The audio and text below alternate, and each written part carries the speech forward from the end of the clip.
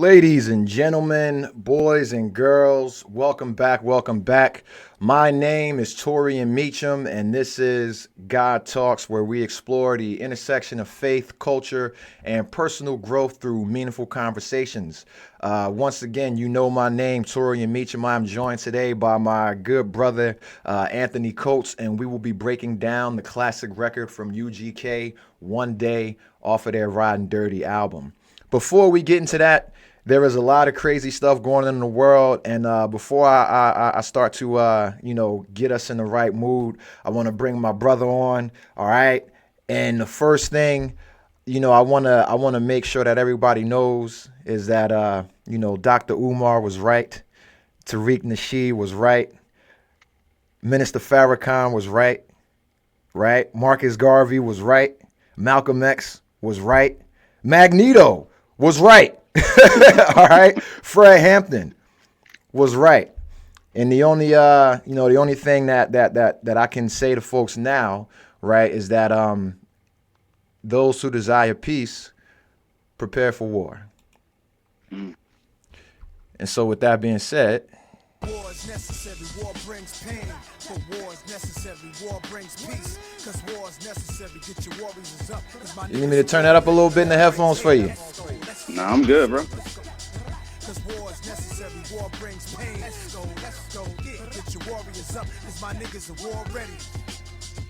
My niggas war ready. At the face of my watch is like a crystal ball with the ability to make the issue stall. I told my man duck, cause I know where the missile fall. Cause the ice is a fortune teller for the rich or small. Went to my man crib and dead and saw his picture fall. I picked it up, his voice whispered nigga ball. So I smoked the finest, 85 for the ocean liners. I do it for the have-nots, I'm at spots that resemble screensavers on your laptops. And niggas can't believe it like seeing that nigga's ab drop. I be in Cameroon, bandanas on silk Dior. Sip cream liqueur, green and blue, feel up for lawsuits, ball smooth, only thing that I endorse do.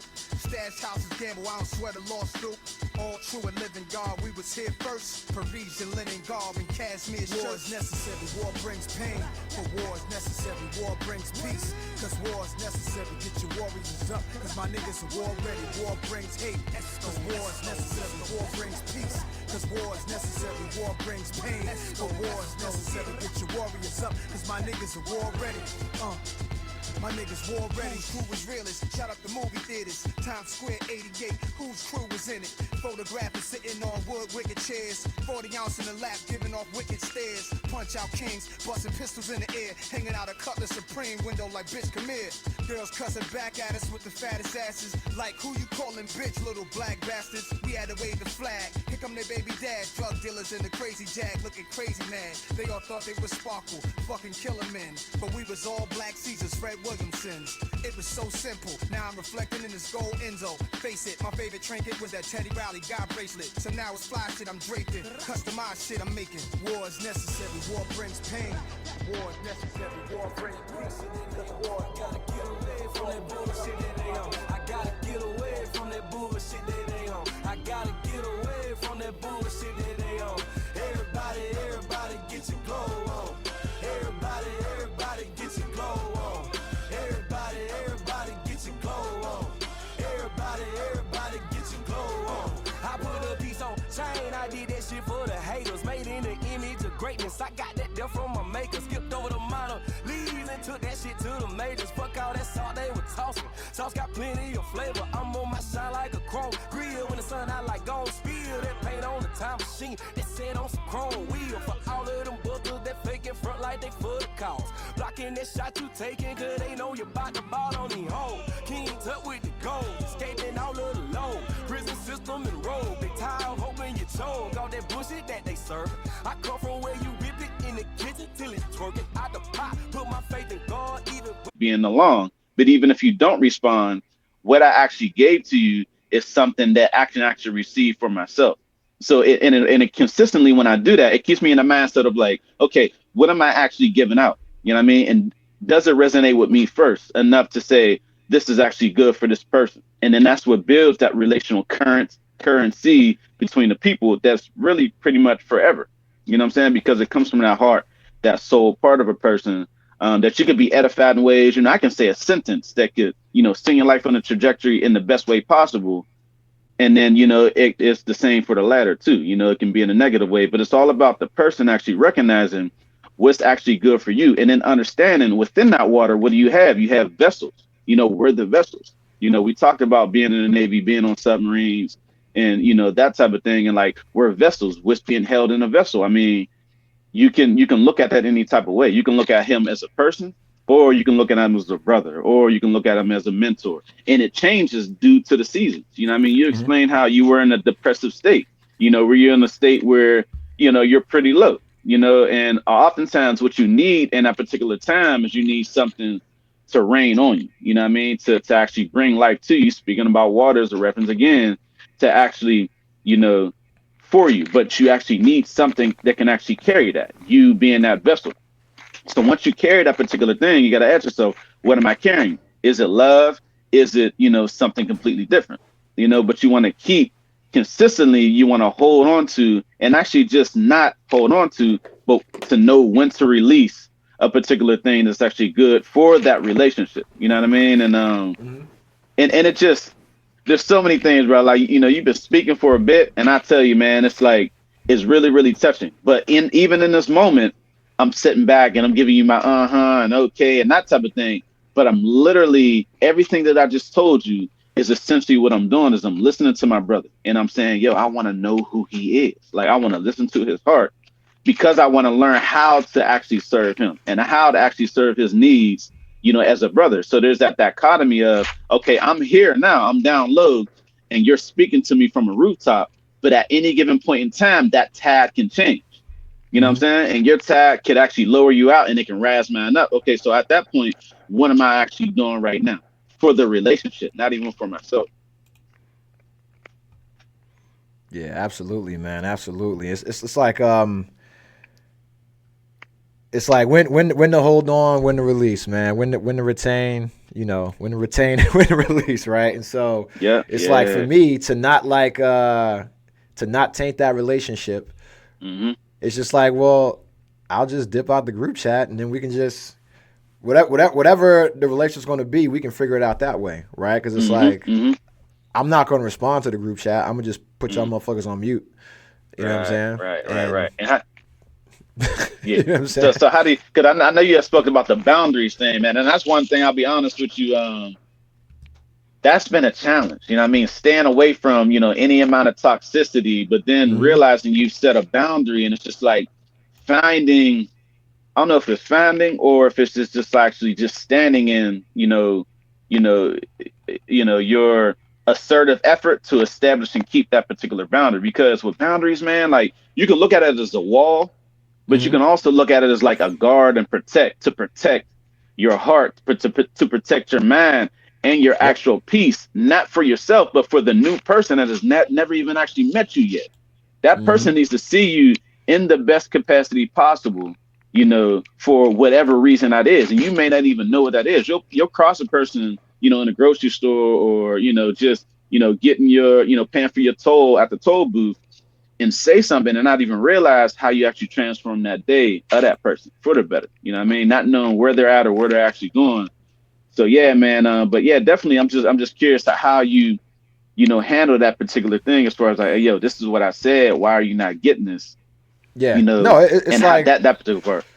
yeah, because it's a conversation. Because really, because my man that did that the other day, like we had talked. Oh man, maybe like a few weeks or a month before, and and he had brought up something that was that I wasn't even thinking about, right? And he was like, Mm-hmm. "Hey, do you think you've outgrown us?" And I'm like, "No, I don't think so," right? I'm like, Mm-hmm. "That's a choice." I'm like, Mm-hmm. because Ooh. we all grow at different rates, but it's a choice if we grow together, right? Mm-hmm. Like Mm-hmm. we all grow at different rates, but if it's a Yes. choice if we Mm-hmm. grow together, right, That's on the right. same That's right. trajectory. We don't got to grow at the Mm-hmm. same rate, you know what I'm saying? Mm-hmm. And Mm-hmm. And so I put it like that because I'm like, yo, I'm gonna always try to reach out to my boys to try to do shit like this whole past 4 or 5 years. I'm a type of dude that's like, hey, listen, pick a basketball game, I'll come down, I'll take you to that, or I'm like, yo, pick a WWE event, here's some dates, I'll come down, take you to that, things like that. And I've had some friends take me up on that, and we went through a bunch of them shits. You know what I'm saying? And then it's like you have some that's like, oh, this nigga bullshit and whatever. And it's like, all right, cool. You know what I'm saying? What you want me to do? You know what I mean? Like, what you want me to do? But yeah, it's like even stuff like that, or it's like, yo, like with like the podcast, or doing something in the community or whatever. It's like, look, I'm gonna always try to include my people in that, or try to find some way to, I'm gonna always try to find some way to include anybody that, like, if you got any kind of interest in that kind of shit, and I know I could do something, if I'm doing that, I'm gonna try to bring you in on that shit to give you that experience. You ain't got to do shit, but just show up. You know what I'm saying? You ain't got to do shit, but be there. That's it, right? So that's it. And it's stuff like that, and it's like, all right, man. Well, I'm doing shit like that. Well, is that reciprocated, right? And so it's like, well, you can see it in every other group, right? But then when you go back to the one when you're in the oldest, you're like, well, I don't know.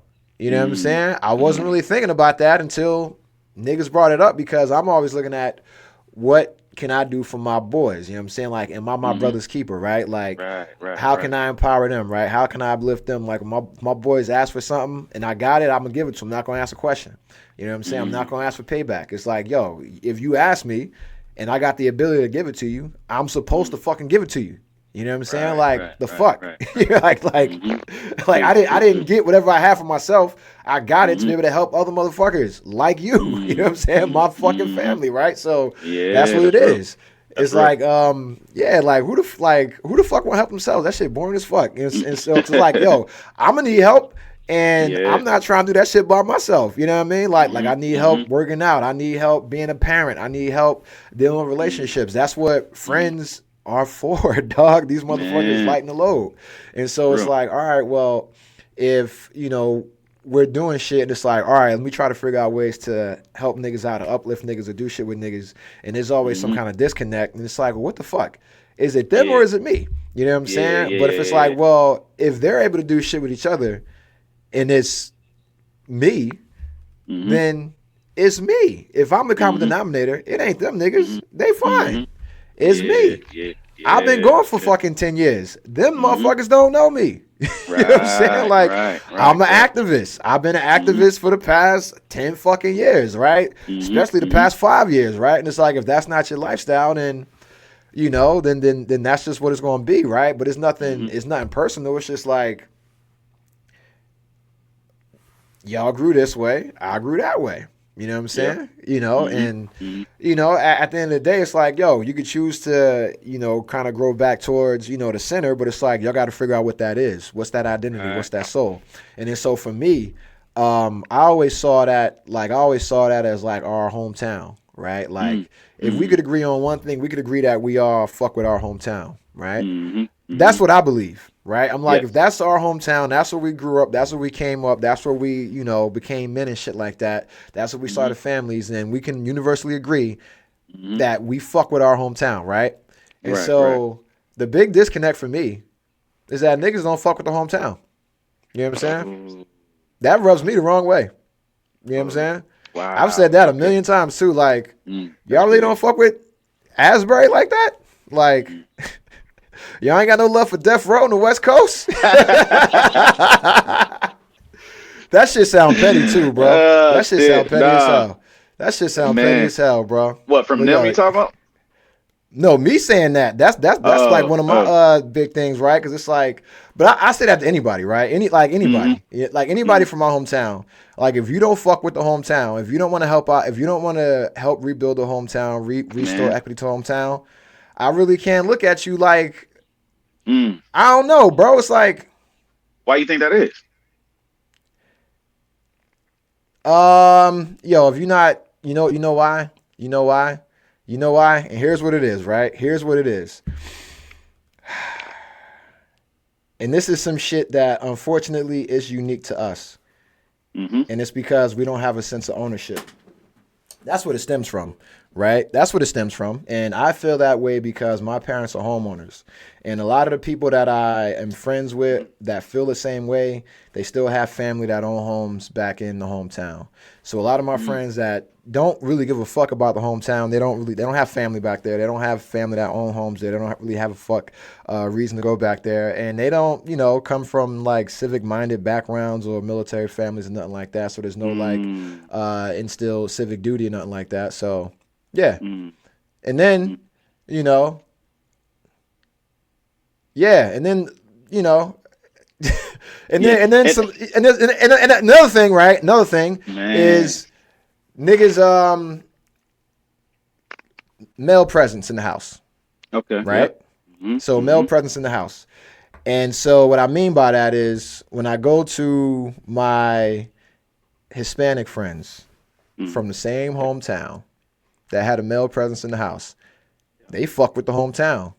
Them niggas is teachers. They in the community. They fucking took over the programs that, we didn't take over, right? They took over the community centers that they run the Boys and Girls Club now. You know what I'm saying? It's like when I do shit back in the hometown, I'm not doing it with black men. I'm doing it with Hispanics. I'm doing it with Asian. I'm doing it with Eastern European. I'm doing it with Caribbean, right? I'm not doing it with other black men. And I'm like, huh. So the black men from my class abandoned the hometown. Not all of them, because I got a couple that fuck with the hometown heavy. My man, who got the damn jacket right here, his nonprofit. He fucks with the hometown heavy, but the hometown don't really. The hometown just put him in the Hall of Fame, right? So the hometown just put him in the Hall of fucking Fame. One of my boys, who I'm in a fucking friend group with, right? And so it's like, yo, when I wanna like get some inspiration to like do a nonprofit or some shit like that, I just look at this nigga. It's like, what the fuck is he doing? This motherfucker just bought some book bags for a bunch of kids in my community. Why the fuck ain't I doing that? And why am I not helping them? You know what I'm saying? It's like I got a homeboy who has like a scholarship, and it's like, well, if I'm not doing a scholarship, why the fuck am I not helping him? This is my man. He doing something for my hometown that I can't do. Why am I not helping him? Right? That's real. Why? Right. It's a choice. It's mad easy, right? And so I help them and I do shit, and it's like, it makes it easier. It literally makes it easier because it's like now they get to show somebody else that's helping them, and it makes it easier for the next person to help. And it's like, yo, if somebody I know is doing something to help out my hometown where my parents still live, where my little nephews still go to school, I have to help them. They're still helping my family, dog. You know what I'm saying? True. So that's, to me, that's friendship. Like, my friend cares enough about me to give back to the community where my family still lives, even though they don't live in that hometown anymore. My friends that help out the hometown do not live in the hometown. You know what I'm saying? Yeah, I do, man. I do. And so, and why is like, that? Is that like the nearsightedness to where they can't see? They don't live in the hometown because it costs too fucking much now. Oh, because of gentrification, they try to get back into the hometown. I believe it. Trust me, it's happening everywhere too. Yeah, and it's all climate-based gentrification too, which is crazy. And so, but yeah, so it's like, all right, well, I'm looking at my friends put scholarships back into the hometown, and I'm looking at my friends put jobs back into the hometown and put nonprofits back into the hometown, and I'm looking at like the women that graduated, the girls that graduated, and then they graduated into women, and they came back to the community, and they're running nonprofits, and they're the teachers, and they're the superintendents, and they're the principals. I'm looking at all of that. So I'm looking at all of these women come back, take all of these leadership roles, right? Do their thing in school, do their thing in the administration, do their thing in city politics, right? And then I'm seeing, my friends that don't live in hometown, they're helping the hometown, but they got families and shit they're doing, but their success is taking them out of the hometown, right? And I'm doing the same shit. And then it's like, my boys that do live in the hometown, or they're in a similar home fucking town that we can help, right? They're just like, nah, fuck this shit. It's every man for himself. You know what I'm saying? And it's well, what about your kids? Yeah. It's not every man for themselves because they got to deal with this shit when they turn 18. Yeah. You know what I'm saying? And how are you going to empower them? How are you going to help them? Because here's where it comes in, right? Now, my other friends in other circles, that had fathers in the household, right? They give back to the communities. Mm. They're a part of the PTA. They're a part of the Mm. school board. They're a part of the city council, right? They run the nonprofits. They have the mentorship programs, right? Mm-hmm. They fund the Mm-hmm. football teams. Motherfuckers ain't Yeah. got no fundraisers Yeah. when you got a Yeah. bunch of dads there. Mm-hmm. The Mm-hmm. fuck? Yeah. Yeah. You know what I'm saying? And There's so, so and many I'm looking things that at, come from that. yeah, and I'm going town to town to town to town to town, and I'm out here dealing with different community organizations. So I'm seeing different communities. I'm like, damn. Well, that's the thing that's, it's like, all right, well, my boys who didn't have dads are fathers, but don't want to lead the community. Mm. Mm. And when I was 18, I left the community and became a leader. Mm. And a lot of my veteran friends that go back to their communities feel the same way. And they have Mm. a hard time reconnecting with their like high school friends and college friends because they haven't had that burden of responsibility or that burden of accountability. You know what I'm saying? It's like, hey, one day you're here, next day you're going, right? You're 18, you join the Mm. military, you fucking go away, you come back, motherfucker married with kids and shit. Who the Mm. fuck is this nigga? You know what I'm saying? Yeah. Like Yeah. you come Yeah. back, you leave, come back 3 years later at E5 and shit with a Camaro and shit. Niggas thinking Mm-hmm. you sell dope or something, bro. Like who the fuck is this? Like they don't know you, bro. You done been through 10 Yeah. lifetimes. You know what Mm-hmm. I'm saying? You done got everybody Mm-hmm. else experience around you. You absorb now because all y'all do is Mm-hmm. talk and mentor Right. and teach and coach each other for hours, 6 hours, 8 hours a day, bro. It's just Mm-hmm. men talking about how to be men. Man, that's big. That's what the military is, though. Mm-hmm. And then everybody else is just boys running around doing little boy Man. shit. Yeah. You Big know what I'm time. saying? Big time. Big time. Yeah. And so It's tough like to see, man. my biggest frustration is like right now it's like there's this big separation between boys and men in our community. Big And it's time. not like Big an time. age thing. It's a mentality. And it's Mentality, like yep. I got motherfuckers that'll say shit like I don't fuck with Kamala Harris and I support Trump. It's like, okay, well why? Oh, I don't know. I just don't fuck with Kamala. Okay, well, when this motherfucker takes over, what are you willing to do? Right? Ooh. Because when these motherfucking white supremacists march down your fucking small town, your bitch ass is going to stay in the house Yeah. while I go to your small town and I'm out there with Yeah. the fucking men counter Yeah, no. protesting. So Yeah. you don't get ran out by white supremacists because in my hometown, last administration, they had neo-Nazi flyers posted on like a monthly basis. And the black men from my hometown were too fucking scared to do anything about it. I was in Hawaii at the time. I'm not in Hawaii now. That's why I got my own, what my nigga 50 Cent said, G-Unit. I started my own gang because the Sir. niggas in the group chat wasn't about that life. You know what I'm saying? Man. Sorry. Man. Right? So Listen. for me, if I'm in a circle with niggas or I'm in a circle of men, or I'm in a circle of black men, and you in a small town that's getting impacted by this kind of shit, and you ain't willing to do anything about it, I gotta Listen. love you from a distance, man.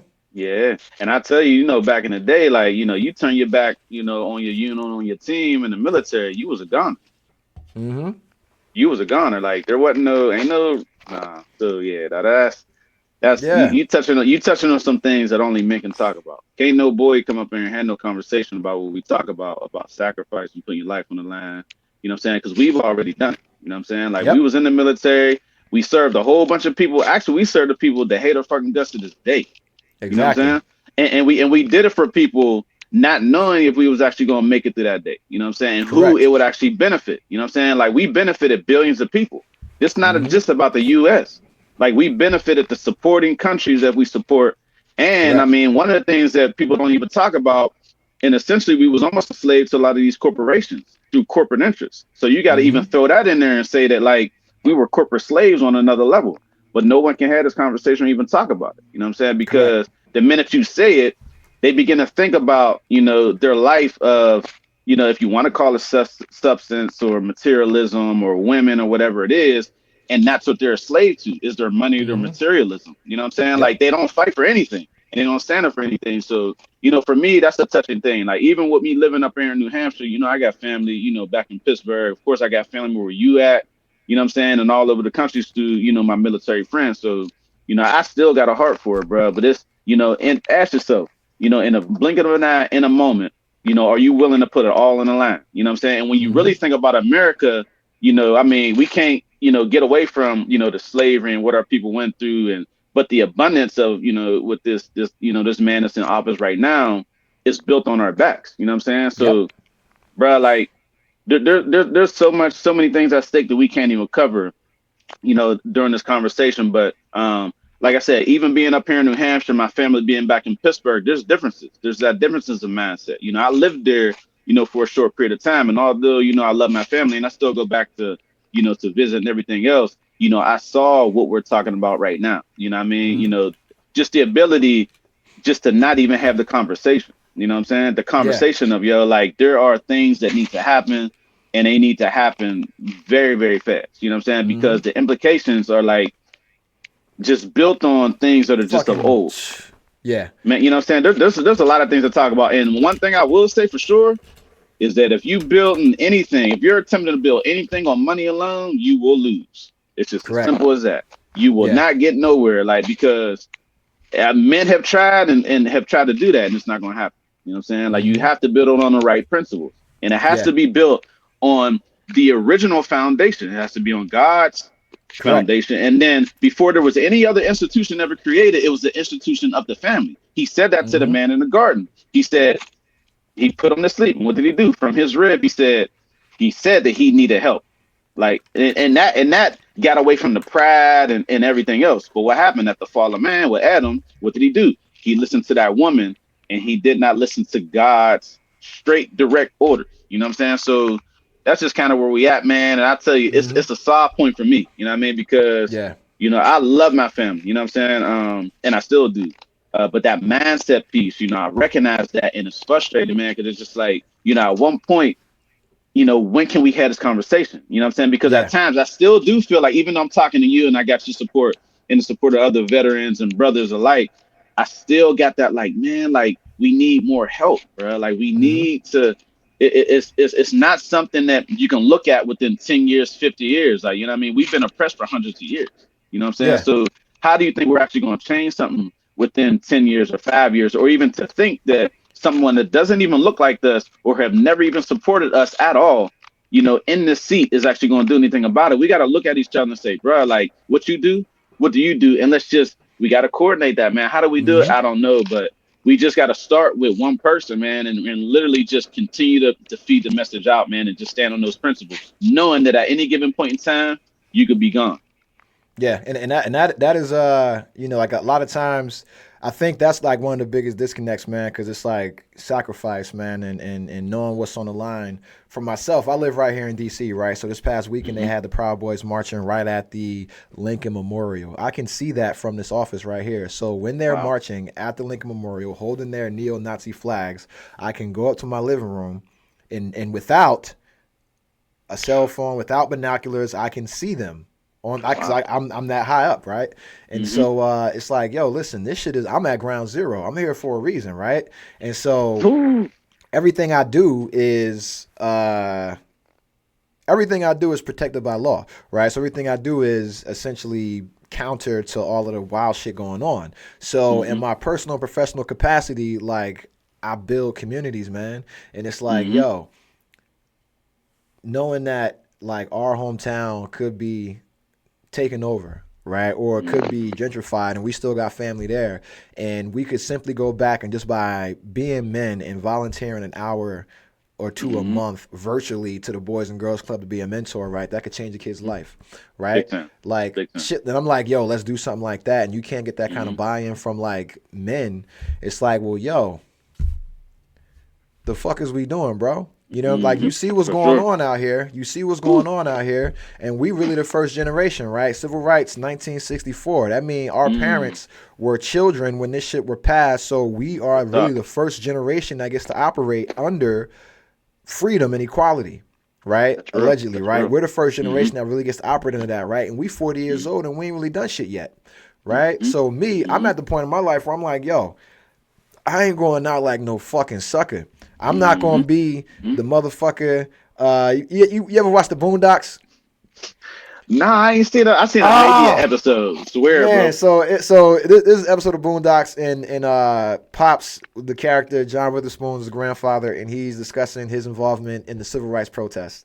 Mm. And he was talking big shit like, I was out there with Malcolm Martin, I was out there protesting and fighting white people. And this Yeah. motherfucker ran. He bought a raincoat and a fucking umbrella to the protest because they were going to have water hoses and shit. What? What was he doing? What was he trying to say? He was like, hey, just be ready. You know they spraying water. Oh, gotcha. But he was like running away from the dude. He's like, hey, fuck that. I'm out of here. He's like hiding his shit. Now he won't get bit by no dog. But I'm like, yo, listen, I know what my grandparents did. I know what my aunt did. She was in the Black Panthers, man. You know, I know what my cousin and them did. I know what everybody did, right? And so I know when my daughter, when she's telling her kids, right, and she's telling her grandkids about what her father did during this time in history, she ain't gonna say he was playing Xbox. He was playing Call of Duty. He was playing 2K. He was fucking arguing with LeBron fans online. No, she's gonna say her dad was outside fighting. Her dad was outside getting his motherfucking hands dirty, you know, and I'm like, yo, that's my legacy, right? Is what did you do when shit got hard? Did you fucking stay in the house like a house nigga? Cause niggas got houses now, so you can still be a house nigga in your own house. Yeah. So are you gonna stay a house nigga in your own house? Yeah. You the man of the house. Yeah. Yeah, you a house nigga. You know what I'm saying? Or are you gonna be outside? Because Dr. Umar was right. Tariq Nasheed was right. You know what I'm saying? Marcus Garvey was right. Everybody that said, hey, get with your own, build with your own, you know, get with each Claude other Anderson. and gain equity. You know what I'm saying? Like, get together, group economics. There's a word in Swahili for it called Kuji Chajulia. No, that's self-determination. Or that might be Umoja. But it's one of the principles of Kwanja. I could probably go through all of them right now. But yeah, and so let's say if we actually celebrated Kwanzaa like we should, we would learn all of these principles, and we would just be reminding ourselves every year to come together, be a community, and build upon each other, right? That's what every other group does. And the difference is, right, I'm looking at the men that aren't in the community, right? I'm looking at the men that aren't out here in these nonprofits. I'm looking at the men that aren't out here volunteering, and they don't got faith. They don't have faith, right? They don't have faith in God. They don't have faith in their community. They don't have faith in other men, you know? So it's like, you are a man without faith. You ain't a man. Ooh, man. What are you? You know what I'm saying? You just you the ops at this point. Because you ain't with me. Yeah. You ain't with me. You know what I'm saying? So I can't look at you and say, yo, when this shit gets hard, right? If this shit gets hard and we gotta take up arms to defend ourselves, can I count on you? Yep. You know what I'm saying? War is necessary. You know what I'm saying? Yeah, war is necessary. And if it's It is. mental war, right? And we trying to prepare our minds, right? And so it's like, hey, what are your goals individually? What are your goals as a family? What are our goals as a group? That's right. If we don't have any goals as a group. It ain't build this together, create this, establish this, put these kids through college, mentor this. We don't have any fucking goals. Well, yo, bro, I gotta join some niggas that's ready. I gotta. Hey, listen, I'll take my talents to South Beach. I know I could find some niggas that need my help. You know what I'm saying? Because I'm going to need their help when this shit get rough. You know what I'm saying? When these motherfuckers come for me, shit. You know what I'm saying? You know, because I know exactly what I'm doing. I know exactly what I'm building. And it's like, at the same time, once I'm done creating what I create, people will have a home. Like, I have an orphanage right now in Uganda. That's the start. I plan on rebuilding this entire fucking town. You know what I'm saying? Through equitable programs. You know what I'm saying? Through us teaching our skills back to the most vulnerable people in the world, which are orphans, right? So they ain't got shit. They don't have anything. And so, hell yeah, me and my boy, we out there, got an orphanage, 13 kids, paying the rent, paying for the school, you know, paying for all the stuff. And it's like, yo, you think your boys will help you? No. Niggas ain't help. You know what I'm saying? Niggas see me with a whole orphanage, bro. You know what I'm saying? Niggas see my kids eating. Niggas see me with a whole orphanage. Niggas see my kids eating. Why you think they get that shit? You know what I'm saying? Donations, motherfucker. Right? Yeah. I got orphans. They don't got no dads. What you think they need? A role model, nigga. 1 hour. Donate some time. You my man. Help me out. Build something with me. You know what I'm saying? And I got homeboys that said, hell yeah, I'll do that shit. Hell yeah. That sounds great. I got motherfuckers that already try to donate money, and I was like, no, you can't donate money because I'm not taking money. I gotta do some other shit to make sure that I'm comfortable with anybody else besides me providing money. Because I gotta make sure I can finance the whole thing on my own before I'll take any additional finances, right? And I'm like, you can donate other stuff. Give me some time. Give me an hour and talk to my orphans first. And then you'll see other ways you can help, because I have my guy. I'm like, yo, just make ads like for everything that you need, put the price tag on it, and then motherfuckers can donate that exact price. They know exactly what they can donate. They ain't gotta give me shit. They can go to you and give it to you. I don't want to touch no money. I just use my platform to, because I don't need no. Right? We got a whole third party. Like our finances go through a church. So that's what I'm like, yo, listen. Oh yeah. And I got a bunch of motherfuckers like, yo, how can I help? How can I do this? And I'm like, all right, good. Bam. Y'all really fuck with me. You know what I'm saying? People I ain't talked to in years. Like, yo, I like what you're doing. How can I help? And it's like, all right, here's how you can help every way but financially, right? That's the last way you can help. Here's how you can help. And like, all right, damn, that's very easy. And they're like, I can do a million things before I give money. Yeah. Give me an hour. Yeah. That's it. Yeah. Give me an hour, boy. That's all you got to do. Give me an hour and it will change that kid's life. You know what I'm saying? You do not know what that means. You know what I'm saying? And so I got my boys who are the closest friend group. I'm with it, man. You know what I'm saying? I'm with it. I'm with it, bro. Yeah. I'll take that hour whenever and talk to them kids. Yeah. I mean, you're kids.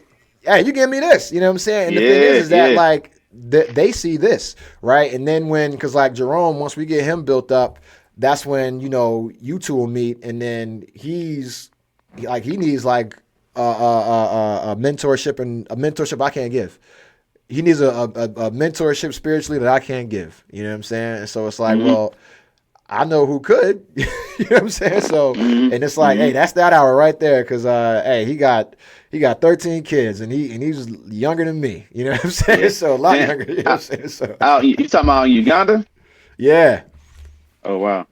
Yeah. So he needs an hour. Because I gotta be on him. So I can't be like, you got to do this and you got to do this, and I'm like an administrator and a director, and I got to hold you accountable to this. And then it's like, yo, by the way, you could fucking vent to me as well. No, you can't vent to me. Fuck out of here. You know what I'm saying? You can vent to me after we get this shit right. You know what I'm saying? After we get this shit right, then you can vent all you want. Right. But until then, but what I can do is say, hey, I got somebody you can talk to, you know what I'm saying, who also knows a lot more about this spiritual shit than me. You know what I'm saying? So when you need some help in that regard, like how the fuck, it's like, yo, this is how you can do that.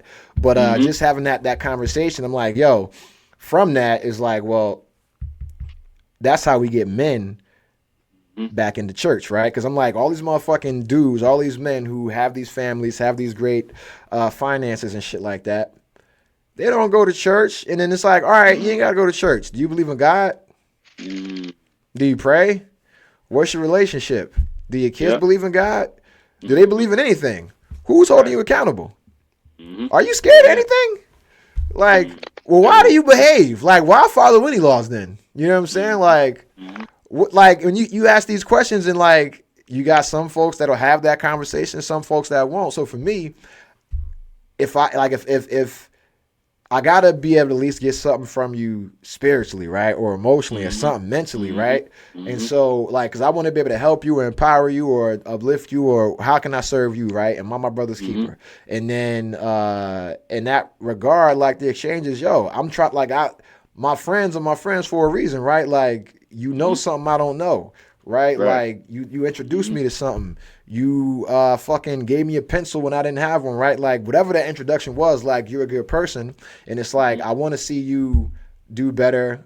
I want to see you become the best version of yourself, and that's always going to be with trying to gain a greater understanding of self, right? Of awareness of why we're here, some kind of faith, right? I don't care what it is. I hope you believe in something, because if not, that's scary, bro. Yeah, You know what I'm saying? big time. And I don't mean believe. I hope you know something. You know, I hope you know something. Shit, man, because I had a lot of friends that were atheists. You know, a lot of friends that were atheists. And then something happened. Yeah, just but it's like that exchange. Hey, the road to Damascus. Paul on the road to Damascus. You know what I'm saying? And it's like, hey, man, I gotta know, bro, because it's like, damn, man, like if you not, yo, and here's yeah, and here's where here's where we'll go into the meat and potatoes, and we'll go into the song. We'll go into One Day by UGK off the Ridin Dirty album. But yeah, man, because it's like whether we're talking about like DEI and A that was here one day and then it's fucking gone, or birthright citizenship that was here one day and then it's gone, right? Or whatever the hell, just like, you know, friend groups, relationships, like, hey, man, you have to nurture them. You have to cultivate them. You know, you have to be able to admire and acknowledge them for what they are and allow them to grow, right? And but sometimes it's like, yo, you can move a fucking rose bush, but you can't move an oak tree that easy, right? So if your friend group or your relationship is that deeply rooted and, you know, that shit can't move from point A, from where y'all were to point B to where you're at, then, hey, go where you need to go. But then you can still come back and look at that tree and admire it. You can still come back and say what's up, kick it, come through, drink a Corona, you know what I'm saying? Shit like that. But it's like, hey, man, I'm out here trying to motherfucking rebuild the community, dog, because now we're the only ones that have to do it, right? And everybody I'm connected with, everybody I'm in any kind of circle with, that's what they're doing. And it don't matter what color they are, what background they are, what age they are, what gender they are, what sexual orientation they are. Everybody I'm connected with or in a constant energy exchange with, they are trying to actively fight white supremacy, and they are actively trying to uplift and empower their communities. You know what I'm saying? Right. Yeah. So and everybody does it in their own way, you know. But you got to at least be able to say that shit, you know, because one day you here, next day you gone, then it's your kids' turn, and if you ain't showed them the way, you ain't taught them, you know. You damn right. Hold on, let me go ahead and bring this record in, man. Hopefully, you know, I don't mess it up. I'm pretty sure I did at some point.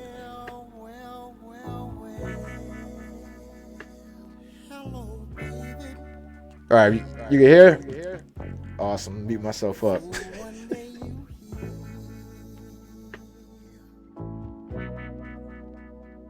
And then you're gone.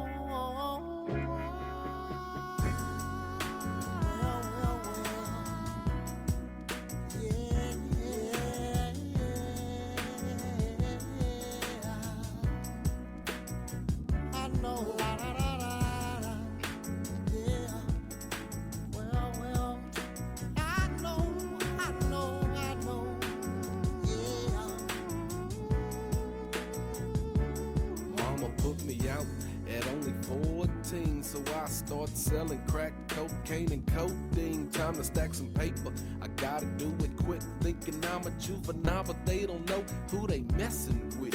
Yeah, my mama's only son, but I live every day like it's my motherfucking last one. Every nigga in they mama asking why, but I'm in the game, live by the game, and in the game I'ma die. And if I die, or should I say, if I go, bury me in Horn Clark next to the come and go. Cause tomorrow ain't promised to me. The only thing promised to a player is the penitentiary. So I'ma take care of my business on the smooth tip. Watch my back, selling crack and pack 2 clips. And when you think about that, you say it'll be on. It's a trip you're here today, but the next day you're gone. One day you're here, baby.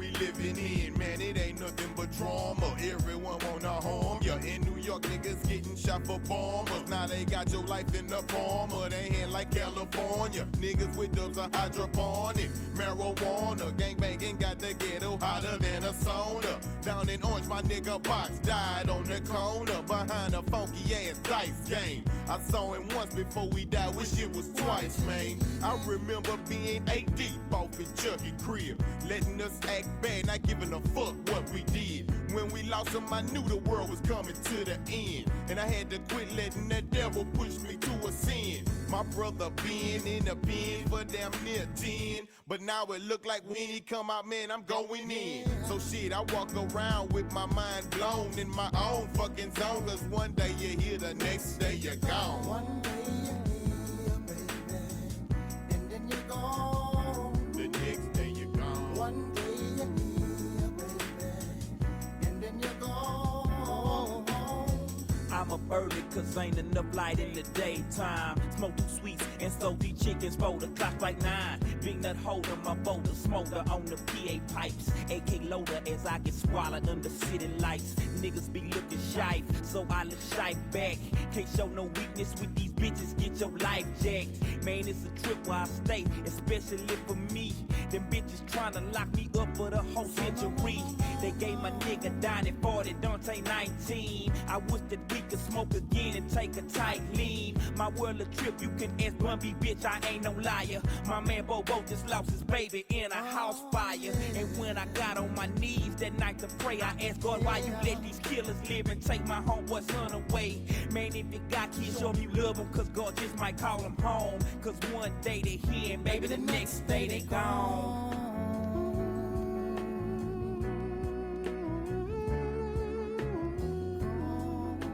I know, you know, well, yeah. Da, da, da, da. I know, yeah.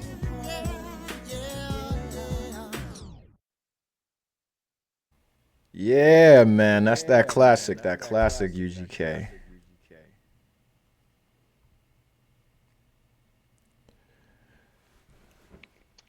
Yes, sir. Yeah, man, I listened to that record and I think about my first. I think about the Montpelier, dog. Every time I hear that record, I think about James Loper. James Loper. Oh, shit. So let me tell you, bro. So James Loper. Ooh. So I got the whole like big game entertainment, like the whole name of my motherfucking like record shit. Cause this motherfucker would be like, every time he would go out, he would like, hey man, this Pimp and this big game international, baby. I'm like, yo, that shit fire, so I gotta steal that. I'm like, it ain't like, this ain't no local bitch, this is international. Yeah. So yo, cause he was always him and Hearn, bro, Horace Miller. They was always on that UGK, 8-ball MJG, 3-6, Tila, all that classic South shit, right? And so you know, fucking my man, oh man, my agent. I just forgot his damn Big Ten. I'm just gonna call him, you know, Big Ten, my man. Yeah, Big Ten. Him, Daniels. LeVar Borkman. Yeah, because I forgot his fucking because his wife runs the Instagram account, so I don't even call him by his first name. You know what I'm saying? So Big Ten, right? And then Daniels, all of them, man, Pettis, all you know, Garner, all of them old school cats, man. Because I was the young cat, and it was like they was always playing like that older shit that I just never heard. They was all from the South. And when I hear that record, man, it takes me back to just being like in that learning mode, man. Just like listening to like the OGs, man, like your uncles or some shit. Just like literally, it was like, yo, I would go to their barracks room, you know what I'm saying, at Schamberger Hall. And I would just sit there. They would play records. They'd be out there drinking, you know. These motherfuckers is drinking like Hennessy and shit. I'm like, what the like? They drinking cognac, bro. I'm like, yeah, I'm young as hell, drinking beer and shit, like drinking like Thunderbird and shit, like some old dumb young motherfucker shit, drinking like Heinekens and shit. These motherfuckers drinking cognac, dog, straight. I'm like, yo, these motherfuckers is wild, bro. Like these is old men. Like they was 30 years old. I was talking so much shit. I was like, yo, when you 30, you wash. I was like, when you 30, you washed. And they was like, nah, Yeah. it's like life start when you 30, bro. Life starts at 30. But nah, shout out to them. Every time I hear that record, I think about that because I haven't seen any of them since then, right? I mean, any of Damn. those cats, right? Like I guess I've seen you and a lot of other people from that era since then, but I haven't seen Garner. He's in Arizona, like when we talk, Yeah. and it's Yeah. like, yo, I'm going out there this year, right? And it's like, yo, I gotta get out there this year because it's like, yo, bro, it's 25-year anniversary of being in the Navy, bro. Like I gotta go Man, see all these that's motherfuckers, right? crazy. So I gotta That's go out, crazy. right? And so, Mhm. hey, fuck it, right? And so, I'm trying to go see everybody, reconnect with everybody and shit like that. Cause it's like, yo, one day they here, and next thing you know, Man. somebody's putting up a fucking submarine with the little ribbon on it and shit. Like, oh, the shipmate passed away. Oh, and it's like, yo, I could have went and seen this dude and I didn't. You know? Yeah, man. Yeah, Yeah. so that shit. So it's like, yeah, that was like a special group of cats, man, because I was young and dumb as hell, man, and they kept me out of some trouble, man. I tell you, they kept me out of some trouble. But what I want to do is now we can break into the song's themes and how we can connect navigating grief, finding resilience, and leaning on faith.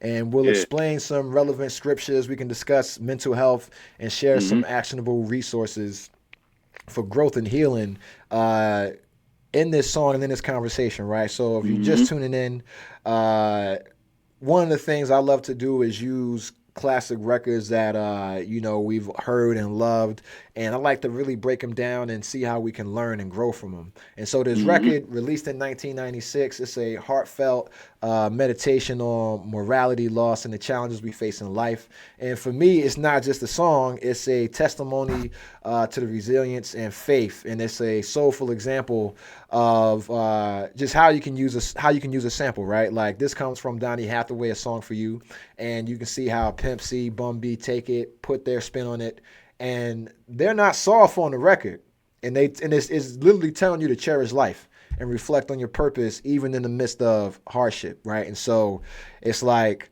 these ain't just records, these country rap tunes, you know what I'm saying? That's what Pimp C would say, right?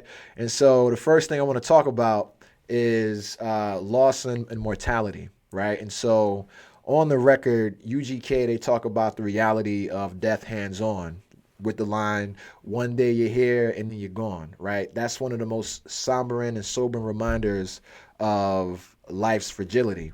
And so what I want to discuss, just is why is it important to reflect on mortality and how it can shape how we live, and how does faith provide comfort and perspective when dealing with loss. And then something we touched on earlier is how society often avoids these conversations about death, about mortality, and why it's essential to engage with them. And so for me, when we go into legacy, this is one of these things that is like, hey, like, we could really not be here. You know what I'm saying? Like at any point, we've all had times when shit could have went left and we could not be here. So I always have that not just in the back, but in the forefront. Like, okay, well, if this shit were to end the day, what's the end credits gonna be like, man? What are they gonna be saying after this motherfucking movie wraps up, right? What's the back of this book gonna say, right? Like, what are my friends gonna say at the fucking eulogy, right? Like, was he a sucker or did he stand for something, right? Like, did he waste his talent? Or did he use it for something that, meant something to someone? Like I've had a friend tell me before that they felt like I've wasted my talent. And I took that personal, but not like in a negative way. I was like, damn, you think I can do better than what I'm doing? That's what's up. Like, I think I'm doing good, but you think I could be doing better. That's not an insult. You know what I'm saying? Yeah, right. Like, cause you know me. Like, so if you see something that I don't fucking see, let me fucking look, right? And when my friend told me that, he was right. And I was like, yo, you were right. And this is what I'm gonna do now because you were fucking right. Like, I could have been doing more. I could have been doing something else. And it's like, yo, like that's an important conversation, right? Sometimes it's avoided. But for me, I'm like, hey, listen, because I think of like, all right, well, if this shit were over and I could have used my talent for something else, or I could have used it more. What would I do with it, right? And so I'm like, all right, boom. One day you're here, the next day you're gone. And so, my question to you is just how important is it for you just with reflecting on mortality, and how does faith provide comfort and perspective when dealing with any kind of loss? Man, that's a good question, bro. Excellent question. I mean, for me, it goes back to the Mount Pillier, man. I remember a particular time where, I was sitting in my car, bro, and you was like trying to have a conversation, discussion with me, about, a loss that I was dealing with. And I tell you, it was tough, you know what I'm saying? Because it really, for me in that time, it really brought it back to just a lot of trauma. Because at that time, it was just happening over and over and over and over and over again. Mm-hmm. So it's just like right when I was coming out of one season, felt like I was going right back into it, and it was tough, man. But looking back on it now, that was over 20 years ago. Looking back on it now, I see that those actual things, as tough as they were actually necessary. You know what I'm saying? For a lot of great reasons. Because number one, it taught me how to deal with myself. You know what I'm saying? Like when you had these tough things that are losses, you got to really, ask yourself. And it's hard to do, but it's like, what did you actually lose? You know what I'm saying? Because in that person's quote unquote loss, you gained insight, you gained Mm-hmm. wisdom, you know what I'm saying? And you gained the fortitude to say, you know what, like I'm still here. I still have a purpose to move on and continue on. And so that's kind of where it mixes into that faith aspect of like, wow, like, this person, although short lived or, for a long period of time, whatever choices or whatever led up to, this person's untimely demise, at the end of the day, I'm still breathing. You know what I'm saying? So God has certainly gave me another time to actually make an impact and make a Mm-hmm. difference.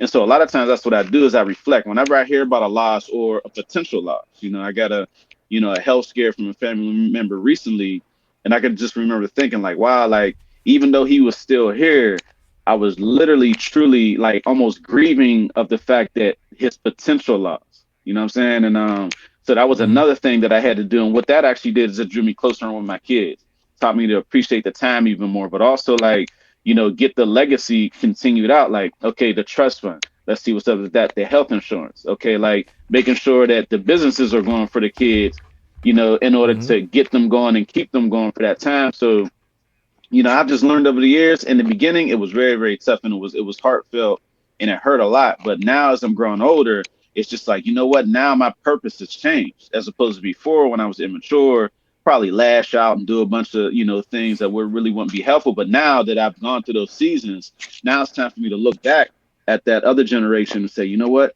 This is how you handle this. This is how you get through it. That way, their time that they're actually spending in that season is determined upon like their own mindset and their ability to develop through it, as opposed to allowing themselves to become a victim to it. Absolutely, absolutely. So I know for myself, right? I try to, like, if I'm gonna look at like scripture, then it's like, all right, well, James 4:14, right? It's like, all right, Hmm. well, yet you do not know what tomorrow will bring. What Hmm. is your life? For you are a mist that appears for a little time and then vanishes. And it's like, all Hmm. right, well, what the hell is he talking about? Well, nah, just Yep. listen, right? Just think Hmm. about if he was a rapper or something like that. Yeah. And he's just like, Yeah. yo, you do not know what tomorrow will bring. Nope. No, Don't you have a don't. clue. What is your Hmm. life, man? Like, yo, Hmm. Beanie Siegel asked that. What's your life like? Nigga, Yep. mine's is real. Everything's signed Hmm. and sealed, right? And so if you're Yeah. saying you are just a mist that appears Hmm. for a little time and then vanishes, if you think about how long just a mist or smoke or the fog is here, like you Hmm. think that shit gonna be here forever when it's a foggy ass day. 12 Hmm. o'clock roll around, that shit is gone, right? And Yeah. so if you look at how much our lifespan actually matters in the grand scheme of things, it's like that, right? We got so little time to, make any kind of impact. And so it's just like, I think about mortality and I try to use that as a way to live with greater intention and purpose. Because it's like, all right, if I know I only got this limited amount of time, hey, use that shit wisely, man. Like, Hmm. Hmm. I don't know when it's going to be over. But Yep. shit, hey, listen, I try to Hmm. think of it like, hey, listen, if I'm like a fart, I'm not just trying to be loud. I'm also trying to linger. You know what I'm saying? So if my life got to be a fart, I'm not just trying to be loud. I'm trying to linger too. Yeah. So, hey, Man, listen. no. Hopefully you can understand that. You can know what that miss is. Nah, man. Yeah. I'm sorry, James, but shit, I got to put it in submarine terms, man. Yeah. Yeah. Yo, but nah, that's real. Like, yo, you really, one day you're here, hey, the next day you're gone, man. Like UGK, I mean, they always mixed. I mean, they some smart brothers, and they made this record 18, 19 years old, right? And so these guys, 18, 19 years old, making this kind of music, man. Like, what the? I didn't think of that. That's crazy. Yeah. Like, how are you? See, this is how you know they came from good families. They came from families with foundations in the church, because how are you 18 years old knowing how to sample this record, knowing I'm going to sample this Donny Hathaway and the other records to do that, to create this? And the people that made that kind of music, especially those Southern producers that were sampling those kind of records, they still resonate today. You know what I'm saying? All that still hits. You know what I'm saying? So, and that's why it's like, hey, man, listen, one day you're here, the next day you're gone. But, you know, you can definitely use mortality to help you live with greater intention and purpose. And then faith, you know, for me, it always helps cope with the loss of a loved one, because it's, hey, how did they live their lives, right? Did they believe in something? Did they honor that belief system? If they did, and I got faith they went to the right place. Shit. Yep. If you're a Muslim and lived a good Muslim life, hey, you good. Yeah, shit, man. But if you was if you out here just committing all type of haram, you know what I'm saying? So you might be fucking around with some other cats. But resilience through grief. Grief is one of our heaviest burdens, and that's something you just touched on, right? And there's also a space where we can grow. And so UGK's lyrics reflect pain of losing loved ones, but also determination to keep moving forward. You know, he rapped about it, his son dying in a house fire. Not his son, but one of his friends' son dying in a house fire. And it's like, all right, well, you know, some of the things we got to learn are healthy ways to process grief and honor those that we lost, right? How can faith serve as a source of strength in times of sorrow? You know, having a balance between allowing ourselves to grieve and then finding a way to move forward. Because it's like, all right, well, if somebody shoots my friend, I can't honor his legacy and process that grief by going and spinning a block. Right. But that's what we tell each other to do, right? We say, nah, you gotta go ride. You got go ride for Vaughn. Go slide for Vaughn. Go spin the block. You know what I'm saying? And you see where that gets you, right? Yeah. It's like right now in Philly, you got mass murders being committed on a weekly basis. You know, Gilly the King lost his son. You had a star high school basketball player lost his life. Many think in retaliation to that, right? And you got just gang wars being committed by people that damn near are related to each other. You know what I'm saying? And it's like, all right, well, you can't honor that person's legacy or process grief if you not giving any time or no space. And then, yo, it's okay to be sad, man. Like, you don't need to go on the social media and post a video about it. You know, allow your time to heal, man. Process some feelings, bro, and find a way to move forward, because if you spin in the block, you're just going in a circle, right? Yep. It's very simple. If you spin the block, you are going in a circle, right? If you slide for your homie, you slipping in the same shit he fell in. The fuck? Like, why are you going to do, like, come on, man. Like, how are we going to learn? Like, and it's like, all right, you sound like a cornball or a broken record saying that shit, but it's like, yo, I'm 42 years old. I got here by not doing that. Like, I've seen people do that shit and they're literally not here. I got friends that did that kind of shit and they either spent significant time in jail or they are not here on earth anymore. And it's like, damn, fuck. You know what I'm saying? Yeah, like, so how do you balance, you know, grieving and maintaining hope for the future, right? First is, all right, well, how do you honor this person, right? Because not even let's go to some act of violence, right? Just somebody passes away from cancer, right? I can tell you exactly when my uncle and my grandmother, like, back to back passed away from cancer. Like I was just like, yo, fuck it. I'm just gonna go drink and party and blah blah blah. And guess what? That was not the right way to cope, right?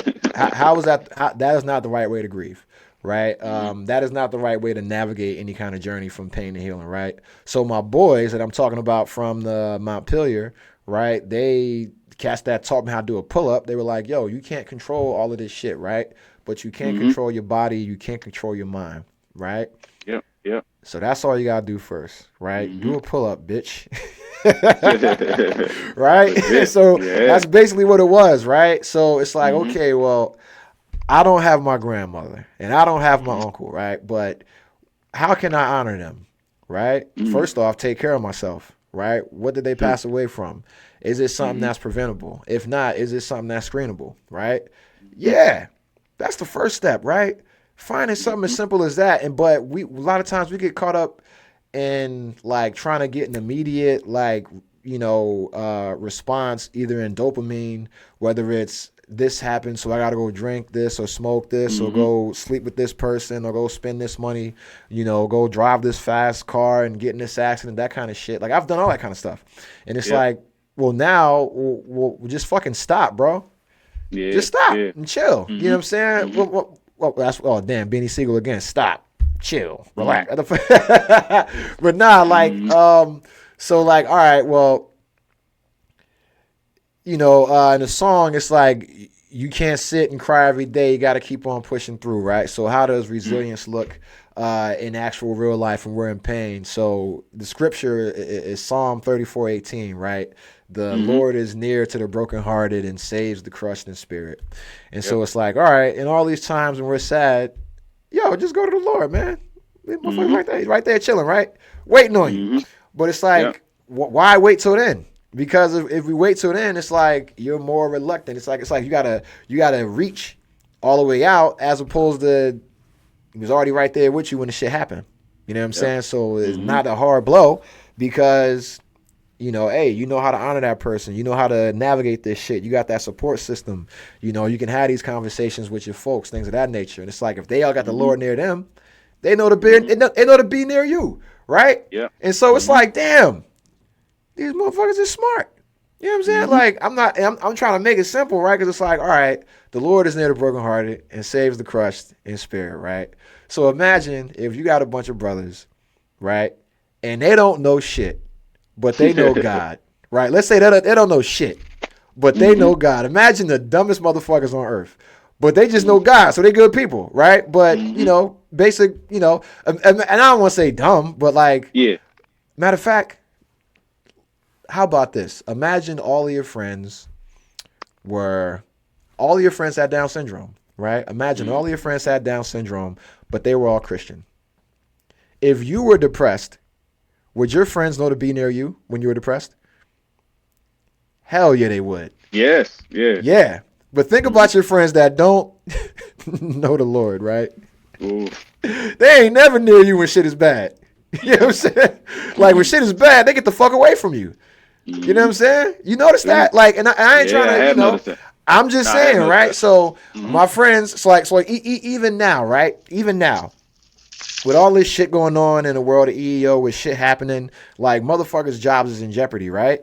And so the friends that I have that know God, right? That have a family background, a faith background, right? That like talk about spirituality. They have all reached out to me in some form or fashion. You know what I'm saying? To check on shit, right? We've had some kind of conversation. Or they've hit me up and said, hey, my friend, my coworker, my cousin, and they've told me about somebody that could use my help, that I could help, right? So they either asked me if I was okay, or they brought somebody to me that I could help, right? Or they said, hey, do you have something I could share with my staff or my crew, or like, can you give me like a spreadsheet of what rights we still got, right? So everybody that knows, and let's just not even say the Lord, let's just say love, bro. Everybody that knows love, they know to be near their friends when shit is rough, right? And so when shit is rough right now, you got motherfuckers losing their jobs. You got motherfuckers that had like job offers rescinded because of the hiring freeze and shit like that. And their friends that love them are going up to them and saying, yo, what do you need? How can I help you? Blah, blah, blah, blah, blah, blah. And then you got other folks that are like, yo, Oh, that's what happens when you vote for Trump.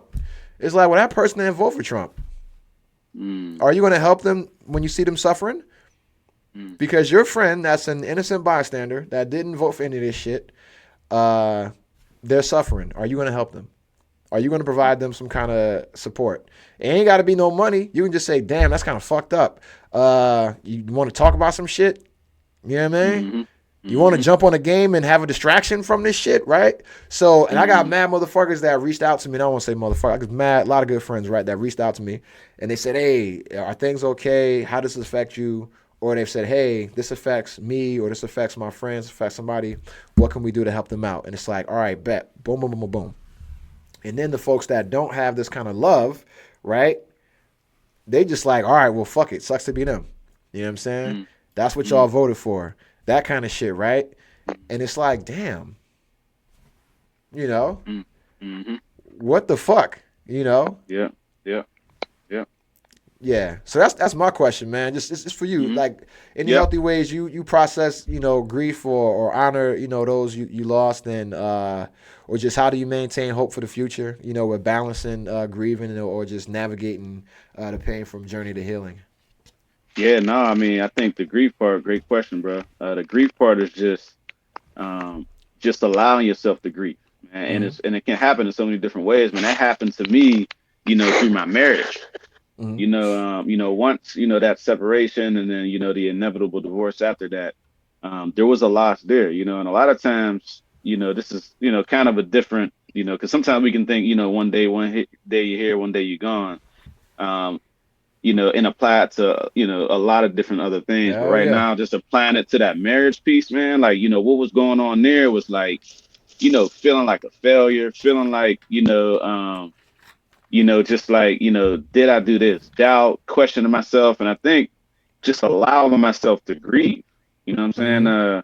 And to, feel things that, I had numbed myself with, through distractions, whether I was, um, attempting to watch a movie or get on a video game or whatever it may be, some other form of distraction, just allow myself to go through those different stages and try my best not to rush through it too. Because I was in so Mhm. much pain that I just wanted to, you know, somehow just add some type of remedy to that pain that was happening, but it was just a necessary part of my growth, which is something that I didn't learn until afterwards. And then, so what was the second part of that question? There was the grief, and then Yeah, just so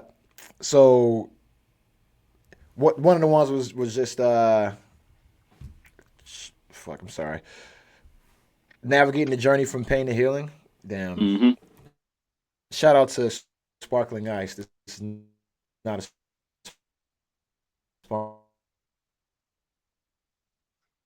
sponsor.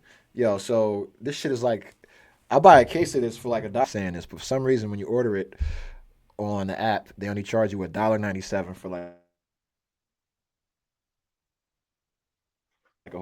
sparkling water. But it's making me burp right now. But yeah, so it was just maintain hope for the future and then navigating the journey from pain to healing. mm. Yeah, no, navigating that pain, man, is just just reaching out to family and close friends and saying, hey, listen, I'm going through this, and then Mm, just allowing yourself, not just yeah. reaching out, but what I learned too when I was going through the grief is that I had to allow myself to receive what they were saying, regardless of like Hmm. whether it was something that I actually wanted to hear or something that I didn't want to hear, you know what I mean? And just allow myself to receive that and then move through that. And that was a process, man. It took a while. You know what I mean? They're still feeling the effects, of that marriage and that. But it taught me how to adjust. You know what I mean? It taught me that, Mm, nothing is really permanent. You know what I mean? Like, one thing is here, like my marriage, you know what I mean? The next day is gone. Like, you know what I'm saying? yeah. And, all the friends that came with that, all the relationships that I had, that went with that, resources, finances, like, so, it really at that point, man, you got to say, man, there has to be a God, and through there, you need to just deepen that relationship with Him, through the reading of the Word and through the meditation and just walking out, His principles. And I think throughout that time, just like I had gone through it before, and the early 2000s, so 20 years later, I'm kind of going through it now. it's like I learned from the death to that grieving experience of someone actually dying, and then I learned from the grieving experience of the dying of the old self, and then me stepping into the new, and that was very, very difficult, very difficult. Yeah, that's definitely I can completely understand going through a divorce, man, and just all the relationships, change. Mm, They after that, it's like, yo, you, and I've seen it happen with so many people. It's like you establish this identity with another person in life, and then it's like, all right, one day it's here, and then it's like people choosing sides and shit, and it's like mm, it's like a civil union turns to a damn civil war, and it's man. like people Hmm. really have to choose sides, man. Like I've seen friends go Yeah. through that shit. I've gone through it, Hmm. like, Hmm. and it's like, and it's weird because it's like, all right, well, how. I've been there, and it's like Yeah. even like when I went to San Diego in 2011 and went through a divorce. It's like, yo, I didn't allow myself time to grieve, and I kept Mm, like masking the grieving process. When I would want to grieve or try to grieve, I'm like, oh well, let me go ahead and go party, let me go drink, let me go do this, let me go do that, let me go chase this woman or whatever, right? And so instead of grieving, I'm like, all right, well, I'm just go do this other shit, and I'll deal with it hmm. on deployment. And then I put on like 20 pounds, doing the wrong Yeah. shit, and then I'm looking in Hmm. the mirror, looking like fucking Carl Winslow from Family Matters and shit. And I'm like, damn, man, I look like I look like shit. One day my waistline was here, the next day it's gone. Yeah. And so I was like, yo, I gotta work out, man. And that's my boys they hit me up, and you talked about the importance of community. That's literally the next topic. That's why you don't need a script, right? So, Mm. in one day, UGK emphasizes the importance of community and leaning on loved ones and staying connected, especially during difficult times. And so, community is especially essential for emotional and spiritual well-being. And sometimes we don't really talk about why, right? And Mm. a lot of times it's just knowing that somebody is there for you, right? Knowing that you Mm. can talk to somebody, and in that conversation you can work through a problem by being able to just to have somebody listen. Mm. And a lot of times we don't even say that shit. Like we don't just say we need somebody there so we don't feel alone. You know what I'm saying? So we don't feel Mm. like we're going through a situation alone. And if you don't come from a foundation of faith, you alone. You know what I'm saying? Shit. If True. hey, if you know God, you're never alone, right? But if you don't, hey, you lonely as hell. And so that's why community is essential. Because if not, you are literally alone. How do we identify and build a support system that aligns with our values? That's something we talked about with friend circles, with what you just talked about earlier with family, and how you grow and align with those values. But as we go in life, we have to be able to create and develop friend circles that we Mm. know will be able to support us when shit gets rough. And so for Yeah. me, I'm at a point in life is like, yo, shit is rough right now for people, right? Mhm. For Mhm. black people, for brown people, for the poor, for people in rural communities and that live in the hollers in Appalachia. Shit is rough for them out there, right? Shit is rough on the reservation right now, right? Shit is rough Mhm. in the barrio right now, right? Shit is Mhm. rough. And so if we don't acknowledge that and align ourselves. So for me, if I don't align myself with people that are trying to build support systems to empower those people, it's like, you, yo, what the fuck are we doing? You know what I'm saying? Like, I have to do that, right? Because I know that one day shit will get rough for me because it's rough for all of them, right? Mhm. Like, I'm not dealing with any of this stuff, right? I'm a citizen. However, Right. I got friends and family that are dealing with the effects of birthright citizenship being revoked because they may have a spouse or a relative or a loved one that is on DACA. That's a dreamer, right? That Mm. may be undocumented, something like that. That may be in the process of getting their citizenship that was undocumented, right? And their shit is on pause right now. You know what I'm saying?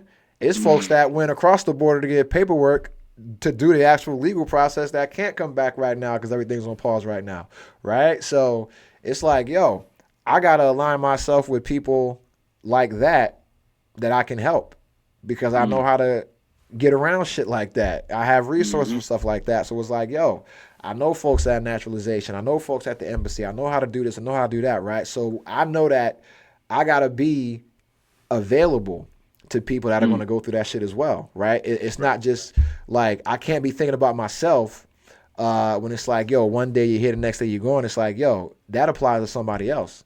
And I got to be there for somebody else, right? Because they're going to lose the most important person to them, and I'm up next.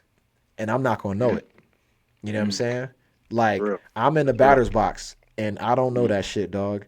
You know what I'm saying? Bottom of the ninth, I'm in the batter's box, and I don't fucking know it. And something's going to happen. One day you're here, the next day you're gone, right? Yep. Boom. And it's like, what the, that's a lot of pressure if you don't, that's a lot of pressure when you know it's there. But then you don't want to be oblivious to that, right? I never try to be oblivious to that, because what I do is, right, I try to ensure that I'm surrounding myself with the right people during the good times and during hard times, right? When times are good, I try to share that wealth, share that knowledge, touch as many folks that I can, and the right people stick around, because when shit gets hard and I need to rebuild, I need to re-strategize, I need to pivot, they're right there with an idea I never even thought of. Right? They're right there with a perspective I didn't see. Right? They're right there telling me you're wasting your potential. And it's like, for real? You think so? Like, I think I'm doing good. But you think I could be doing better. Yep. Well, shit. Maybe I could, right? So if I don't align myself with that person, like, I'm failing myself to build a support system, and then I'm not going to be able to support somebody in kind, right? And so it's like, in what ways am I helping others in their grief, healing process myself, right? So am I being active and available to someone else, right? If I know my friend's going through some shit, am I calling them? Am I reaching out to them? Am I trying to say, yo, like, you want to talk about some shit? I know you probably don't, but I want you to know I'm available. So when you do want to talk about some shit, just hit me up, right? That's it. Because most times, I know I'm going to reach out and a motherfucker is going to say no, right? But I just want you to know, if you want to reach out, you can call me. But it don't got to be right now. Just whenever you want, you can call. But know that you can call. It ain't got to be right now, but you can call. And sometimes we don't even do that shit. And when we don't do that, motherfuckers really think that we can't call. You know what I'm saying? So I'm going to tell you right now, if a motherfucker don't reach out to me, I'm not calling you. If you don't tell me I can depend on you, and you haven't shown me I can depend on you, why the fuck would I test you? You untried. I got all these other motherfuckers that have either said I'm willing to do the hard shit, or they've proven they can do the hard shit. So I'm gonna lean on them, right? As opposed to somebody that's untested, untried. It's like, well, all right, you know, because it's like, if you look at the scripture, it's like, all right, Galatians 6:2. Bear one another's burdens and so fulfill the law of Christ. And damn, the leading song, so perfect, right? Because Pusha T, Anderson .Paak, and my brother's keeper, right? Malice went and became a whole preacher, a whole pastor, a whole minister. No malice, right? Like, and then Pusha T wants to make albums, but it's like, yo, he got to accept that. He got to align himself with people that can support him during them hard times and still be willing to support his brothers, still find ways, and they still do their thing, right? But it's like, yo, am I my brother's keeper? I always want to be able to make sure I can empower, I can just enlighten, I can fucking provide resources, whatever I can do, lighten the load, whatever I can do for my friends to make their shit 1% better. That's what I want to do, right? Is I'm trying to actively be a friend, right? I'm trying to be my brother's keeper, right? Because I know, yo, bro, my mom is going to die. My dad is going to die. My sister is going to die. My brother is going to die. My girlfriend's going to break up with me or do some wild shit. My daughter is going to say, Daddy, I hate you. Like, my dog is going to shit on the carpet. I'm going to lose a job. I'm going to fucking, owe taxes and have to pay these niggas like Wesley Snipes. Man, like, I know shit is going to happen, right?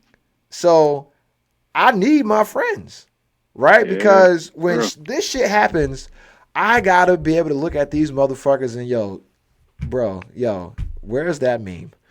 You know what I'm saying? Yo, nigga, can we go to the mini golf? Let's go watch the game. You know what I'm saying? Because I'm gonna need to take my mind off of this shit and be able to just be normal, dog. And it's like a friend, your brother, can allow you to do that, because it's like, yo, they can provide a space for you to where you don't have to worry about all of this other shit. And it's like, yo, I can just fuck, man. Like, yo, Yeah. shit. Yeah. And you can just do this activity and get your shit out. And it's just like, yeah, man, like, that's what I'm here for, dog. Like, I'm your man. So when shit gets fucked up, we can do some shit or have a conversation or whatever it is we got to do to, you can express the shit you got to express, and we can try to work through this shit, because you got to get back into that motherfucking fight, dog. And I ain't going to be there with you. But when you need a motherfucking break or you need a timeout, you need some water, you hit me up, bro. I'll be right in the corner with the fucking stool and the water and shit and the Vaseline. Put it on your feet. You know what I'm saying? get the cold compress. You know what I mean? It's like fight night and shit, dog. Get your ass back in there, because I got my own fight and I'm getting fucked up over here, bro. And I need you to get the Vaseline. This leather hitting my face. Ripping my shit up. You know what I'm saying? So, and that's how I look at it. Like, yo, if I'm trying to help my friends, bro, because I know this shit is hard as fuck. And as men, we ain't got people trying to do that for us, man. Man, you know what I'm saying? That's real. As men, ain't nobody trying to do that for us, really, except your lady, your moms, right? Your grandmom. You know what I mean? Like, that's it. And your like your soldiers, your brothers. You know what I'm saying? People that you done shed blood with. If you ever been on a fucking team, right? And y'all had to struggle for some shit that y'all wanted. Yo, that. Yeah. I'm still cool with motherfuckers I was on the track team with, bro. Because it's like, yo, we had to fucking get dropped off 3 miles away and run back to school to start practice, right? Wow, and on that 3 miles, you know the shit we talk about? On that bus ride to the fucking track meet where we run for a combined 4 minutes, and we're at a track meet for 4 hours. You know what I'm saying? Yeah. All we're doing is just talking and building bonds and supporting each other and just going through shit as like teenagers at track meets and shit and basketball games and football games. Like, that's why it's like those bonds are hard as fuck to break, because you got that shared time and experience, and it's like, y'all, you bear another person's burden, bro. You had to carry your brother when he got tired. You had to pass him that water. You know what I'm saying? You had to like pick him up when he got nigga crossed him over. You had to like be like, yo, bro, it's all good. Get him next play. You know what I'm saying? Like, you got like, sometimes you got to bear the burden of another nigga's confidence for him. Yeah, straight up. Like, and how we even taught to do that. You know what I'm saying? Like, how do you bear the burden of another man's confidence, bro? Like, and that's something that we're learning to do, and we do better. But, you know, if you grow up in the church, they teach you to do that, right? But if we don't come up with that foundation, man, it's like, yo, how do you balance serving others, right? How do you serve others in their grief so they can heal, right? How do you figure out how you build that support system and align it with your values? So it's like, all right, so when shit gets rough, I know I can use my talent, my God-given ability to be able to help them. That's like things I try to balance, man, and just making sure that like that I understand, and then that the community that I build, that they understand that, yo, like, you're important, right? So it's like the groups that I'm in, I tell them like, yo, this is why I'm in a group with you. Like, y'all are better parents than I am. And when I have a parent question, I can come here humble and get parenting guidance and not be shit on. And it's like, that means something to a man. Like, we don't have that everywhere, right? And it's like, if I don't tell them that, will they know that? Like, you know, they like, will they even know to be there for me? Like, that's part of my responsibility and being my brother's keeper, is let them know where I'm gonna need that help at.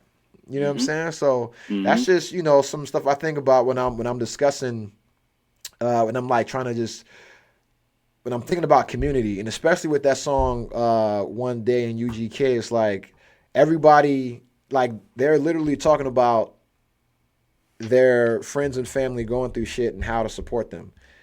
And just in having that conversation, that's incredible support, because we're still talking about it 40 years later, damn near. Yeah. You know what I'm saying? So that, hey, listen, man, bear one another's burdens. Yeah. It's the law. Yeah. It's tough. It's tough too, boy. It's a challenge too, man. Bill, them burdens, boy, them shits don't come. They come at a cost, man, and that Yeah. cost is, your comfort. That cost is like, like your mindset getting disrupted. Not even for the benefit of you, but for the benefit of somebody else. But it's just like a deferred reward system. Mm-hmm. You know what I mean? Something that, even if you don't get, then your children's children will get. You know what I mean? So I don't know, man. I think that's one of those things that having that foresight and that vision is just God given and breathed on, and then you just got to Mm-hmm. steward what He's actually shown you. You know what I mean? Because that's what faith is. Yeah. Yeah. Faith, hey, faith is, hey, is having that belief in something that, you don't see, but you know it's Yep, there. It's like the wind. yep, yep. I use that analogy a lot with people when they say like, "How do yo?" I cannot tell you how many times I've said that. Like, you know what I mean? But definitely, like, I'm gonna talk about that faith real quick because Hebrews 11:1 says that now faith is the Mm-hmm. reality of what is hoped for, the proof of what is not seen. Yeah. Right? And it's crazy because people would always ask me, and they still to this day, like, man, how do you know God is real and you can't see him? And Mm-hmm. I said, well, you do. You're looking at me. You know what I'm saying? And so like, and then I started going to like, okay, like I'll give you an example. When you walk outside, right? It's the fall time, and you see the leaves blowing and everything else. What is that? You don't see the wind. You see what's in the wind. You know what Mm-hmm. I'm saying? And and then I never actually thought about that. So it's just like as subtle as that may be, that takes that person all the way back to Genesis, which is the beginning of their faith in that moment right then and there. It's the beginning of that. So you take them to the Genesis of that with just that particular seed. I'm just the one that's actually going to plant it. Someone else is actually going to put a little bit of fertilizers on it, and another person is going to water it. So it's Mm-hmm. just like he's off the chain, bro. Yeah, nah, Just let the me way he tell you uses you. that Hebrews faith. I had like a poster, like like little wall art. I had that one for I had faith, and then I had love. I had love and faith. I have love pulled up right now. I'm not about to do it, but love is patient, love is kind. Love is not Mm, braggable, it's not self-serving. It does not keep a receipt of wrongdoings. All that great stuff, right? So yep. I always get that on the wall. That and life is good. I always keep Mm, that on the wall too, man. But yeah, see, bro. this is why you don't need a script, right? Because the next thing we're talking about, right, is gratitude and purpose, right? And so the song one day challenges us to live each day with intention, recognizing that life is precious and it's fleeting, right? And so Mm, how can gratitude transform our perspective, even in the face of loss? And what daily practices help us align our lives with greater purpose? Right. These are some questions I ask myself. Right. How does gratitude transform my perspective? It's like, okay, well, if somebody passes away, first thing I do is, well, what am I going to miss about them? Right. mm, And I don't look at that as a bad thing. It's like, well, mm, what am I going to miss about them? Like my grandmother, I love her. And it's like, what am I going to miss about her? And when I make this list, I can create like 5 million things, right? mm, And now I'm mm, like, well, which one of these am I about to cry about, right? mm, Because all of these shits are like super happy, right? Super just amazing thoughts. And so when I say which ones am I going to cry about, I don't, not like I'm crying for grief. I'm crying tears of joy. Because like I mm, told my grandmother, it's like, yo, her cold, she made this antipasta, this like antipasto that she would make. And it was like angel hair pasta and yeah, just enter pasta, like some vinaigrette, some chopped vegetables, things of that nature. But that shit was slamming, bro, because he put the spices in it right. And it's like, yo, I think about my grandma. That's like one of the million things that come on the list. And it's like, yo, I'm not crying because it's not here. I'm crying because I had 30 years with it. I had mm, 30 years of my grandmother's pasta. And I learned how to make it. And I make it for my daughter now. And that's why I miss her because she taught me something that I get to mm, teach my daughter, and my daughter's going to teach her kids, right? Like, and so I just start listing shit, and so anytime I miss, so I cry all the time about people that are like gone, right? And mm, it's not bad. It's like I'll be sitting at home and I'll just start smiling and like be crying or some shit. And my daughter be like, "What are you thinking about?" And I'll be like, "Oh, grandma." And she be like, "Well, why are you crying?" I'm like, and I'll just tell her like, "Yo, I'm thinking about this memory, right? And this is what happened and blah, blah, blah, blah, blah." And it's like a happy memory. And she's like, "Well, why are you crying?" I'm like, "Because I'm happy. Like, this was great." You know what I'm saying? Like, what the fuck? Yeah. I'm like, and then I'm sitting there and I'm like, I had 30 years of that, right? And then I'm like, even then it's like, well, I'll think about like friends that I had, and you had them for like 2 years, right? And it's like you did every fucking thing you saw a TV kid do, you did with this person in this 2-year period, right? And then they're gone, right? They went and lived their life. They moved away. You know, their parents got a new job. They went to fucking Minnesota, whatever. You never saw them again. You seen them on Facebook. They're good. You're good. Whatever, right? And then, but I'll sit there and I'll just think about them, and it's like, yo, and I'll be like, yo, I fucking beat the X-Men arcade game with them, and we tried to do that shit for like 5 months straight, and we spent fucking like $100 in quarters, and the day we beat that shit, there was a crowd of motherfuckers around us, man, and we were the fucking kings of the arcade for that shit. And then I reach out to that person and I say, "Hey man, I just want you to know I sat in my fucking house and I thought about when we beat the X-Men arcade video game and this, that, and the third," and I tell the whole shit, and it's like, yo, I just want you to know, dog, you fucking matter, bro. Like, I just want you to know, like you still matter to me, bro. And shit like that is, I'm just trying to reflect on how life's brevity can inspire us to prioritize what matters, right? Because I only had that person for 2 years. I didn't know that shit when I was a kid. I thought they was gonna be around forever. You think every one of your friends is gonna be there forever? Yeah. You think every family member is gonna be 1,000,000 years old, dog? And then shit start happening, life starts happening, right? And so, you know, I look at like Psalm 90:12, right? So teach us to number our days that we may get a heart of wisdom, right? So what can I learn from these people, right? Everybody I meet, what can I learn from them? You know, like if you do any sales, you have to read like, you know, Andrew Carnegie books and shit like that, Dale Carnegie books, shit like that. So it's like how to win friends and influence people. And one of the main things they teach you is to have like a learning mindset, going to every interaction, trying to be a student, right? Every faith, every belief system, any kind of sport, any kind of martial art, they all teach you that, right? You got to be a student first.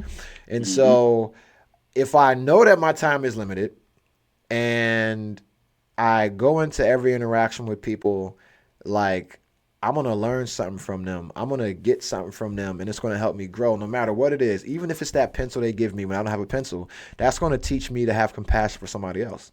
Because I always think about that shit. Like, yo, I remember that one time I was asked out with no fucking pencil, and we had to take that test, and I fucking was embarrassed to ask for a pencil. And then, you know, the one girl, I'm not going to name her on the podcast, I'm like, yo, she saw me with no pencil. She gives me a pencil, and it's like, yo, I'm always forever in debt to her. And she's always going to be a friend to me for that, right?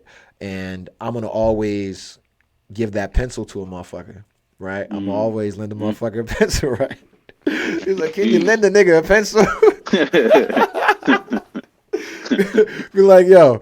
And I'm like, yo, I always look at that like, yo, listen, she saw me in a time of need and gave me a pencil and saved me that embarrassment. And I'm going to always try to do that for somebody else. So if I see my man struggling, I'm going to reach out to him before they got to reach out to me. You know what I'm saying? True. I'm going to try to give to them before they got to ask from me. Right? I'm going to try to empower them before they got to, you know, ask me for a loan or something like that, right? I'm going to try to employ them or something like that or get them employment. And it's like, yo, that's, you know, my time is limited, whether it's my time and amount of days I got period or my time with somebody. So it's like I'm only, like you said, a relationship is a bank, right? You got to invest, you got to withdraw, you got to maintain that ledger, right? So I'm only going to get wisdom if I can give some, right? So I got to be able to share. I got to be able to teach. I got to be able to give. I got to be able to fucking just be vulnerable, right? And so a lot of times when you think you're invincible, you are invulnerable. So you True. have no reason to open up if you think that nothing can ever hurt you, if you will be here forever. That's why when you're a young man, you got a hard time opening up to everybody because you think you got time to figure that shit out later. And it's like, no, the fuck you don't. You know what I'm Yeah, saying? that's real. That's Eventually, real. she will get tired of you not opening up to you and she will walk away. Yeah. You know, that shit happened to Yeah. me. You know, she's Yeah. like, Yeah. oh, just open up. I just need you to open up, communicate more. And it's like, no, Yep. I'm a man. We don't do that. Nigga, you a lonely man now. You did that. Yeah. Yeah. You Straight up. Straight up. did not realize your days were numbered, you know, Yeah. and Yeah. that's why my Yeah. heart did not gain any wisdom. So, Yeah. Yeah. That's but real. yeah, man, it's like, yo, but now even like in dating now, right? I know my Hmm. time is short with that person, right? So Hmm. I don't think about how much I'm spending. I don't think about like it's just like, yo, try to make this experience worthwhile. So if I only Hmm. got one date with her, I got one date with her. If I got 100 dates with her, I got 100 dates. But try to make this time worthwhile. And then go into that shit with like an open mindset and what can you learn about this person, right? I'm not trying to keep a receipt, right? I'm not trying to, I'm trying to see if this is going to be somebody that can support me when time gets hard, right? So if I'm looking at this Hmm. person I'm dating as a potential fucking actual partner, not just I'm smashing, right? I'm gonna Hmm. look at her as somebody that's gonna be a key role in my support system, and that's Hmm. wild as fuck to say, right? Learning this Yeah. from a UGK song about dating, right? Yeah, Hmm. if you think about this shit when you're dating, right?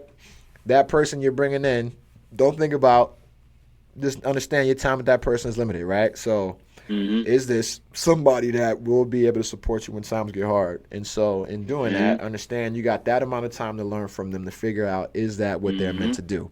If Yep. not, they're probably meant to do something else. Nothing Yep. against them.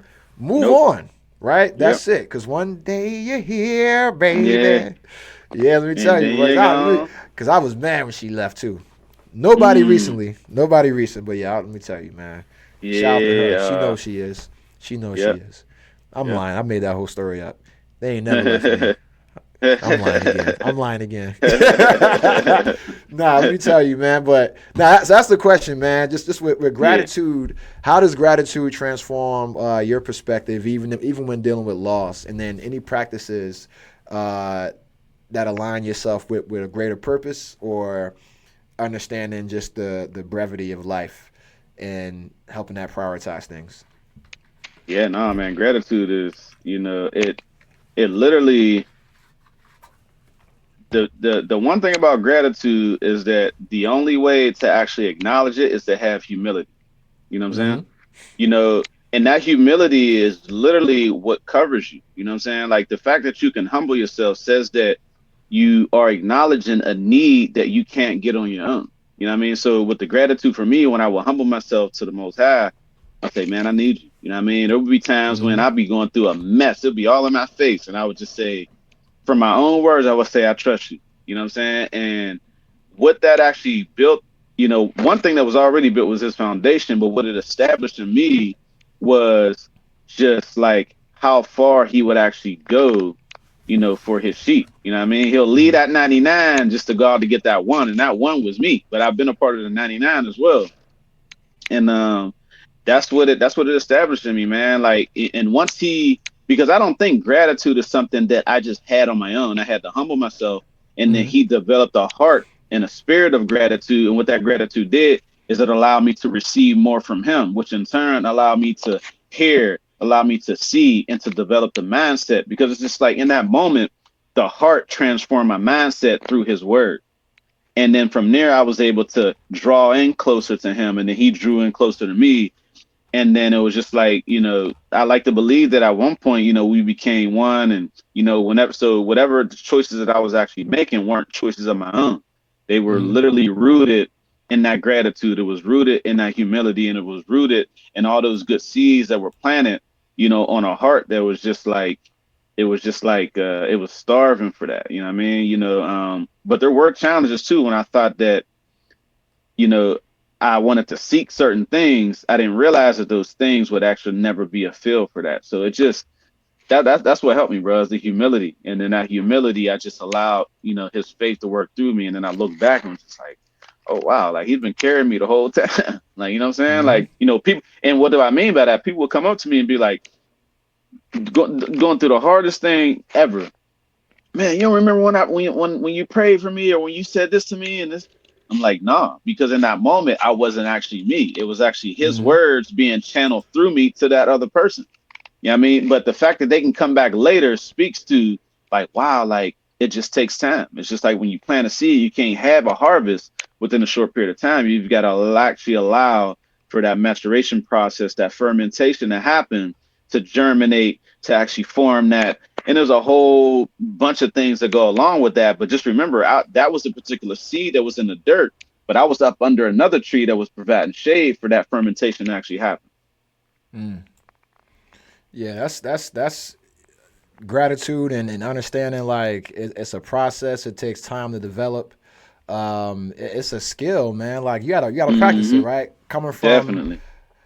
learning how to be humble. That's Kanye. He said hard. It's hard to be humble when you stunting on the jumbotron. You know, it's hard to be humble. It's hard to be humble Yeah. sometimes when you've achieved a certain amount of success or whatever, or you feel like when you feeling yourself, when you think you're this or you're that, and then it's like, well, I need help, right? I need Mm. someone else. There's something greater. I serve somebody. I got to submit to something, right? Hmm. And then in that journey, it's like like you learn your why, right? And that's Mm. when you kind of find your purpose, and then it's like, all right, well, this is why I had to humble myself because I didn't know, like I didn't know what I was like. I was just doing. I was just doing. Hmm. I wasn't Mm. being what I was supposed to be. I was just doing Right. some shit. You know what I'm saying? Hmm. So, and it's Hmm. like it's the same thing. It's like I had this huge ego, and I'm like successful in other people's metrics, but then it's like spiritually, I felt like a failure because it's like, damn, I don't feel good about shit I'm doing. Like, yeah, I'm Hmm. making money, I'm doing whatever, but it's not moving the needle for me spiritually, right? So like, what do Right. I want to do, right? And so it's like I had to humble myself and figure out like what will make me happy, and that was True. serving others. Like, all right, That's helping it. other people out of fucked up situations make you happy. Why? Because Hmm. when you were in a Hmm. fucked up situation, other people helped you, and that made you happy. Ding Yeah. dong. That's it, Yeah. right? I'm like, oh Yeah. shit. That's Hmm. it. Hmm. That was the whole. But I'm out here like hustling and grinding and doing this shit and chasing, the bag or whatnot. And it's like, Hmm. well, I never had time to really figure out what I wanted to do. Hmm. I didn't Hmm. have time to do that until God sat me down to set the whole world down, right? But Hmm. Hmm. he was like, oh, here's like this tragic experience. Chill the Hmm. fuck out for a little bit and be a dad and do that kind of shit and then figure out Hmm. your purpose, figure out who you Right. are, what you want to do. And I had to completely humble myself going from the 32nd floor penthouse in Hawaii to a fucking Hmm. basement in Pentworth, Right. DC. But that teaches you, man, like what you need to survive Hmm. Hmm. and what you need to thrive. Hmm. And all I needed to survive were the support systems I had built, right? So it was Hmm. just like the people that were around me when times were good, they were around me when shit was bad, and they were like, hey, things will be Hmm. okay because you've been through it before and you can go through it again because you have us now plus more experience and you got resources and you Right. got God, right? So you'll be okay. Hmm. And I'm like, Hmm. oh, it's a good thing we Yeah. built these fucking support Hmm. systems, right? Yeah. But Yeah. yeah, it's just like if life hadn't humbled me or I hadn't humbled Mm. myself, then who knows where I'd probably Yeah. still be living in Hawaii and be a part time dad. You know what I'm saying? Yeah. But Yeah. And things had to happen. I'll tell you, like, to even add to that too, because I thought about the last part of that question. It's just like, what processes or whatnot, or the wording might have been a little bit different. I think now the process that I focus on now is just continuing to build, Mm-hmm. understanding and knowing that the foundation, through the word of God is already established. So now it's just about, building on his word more and more and more, just looking at it. I think I've said this before.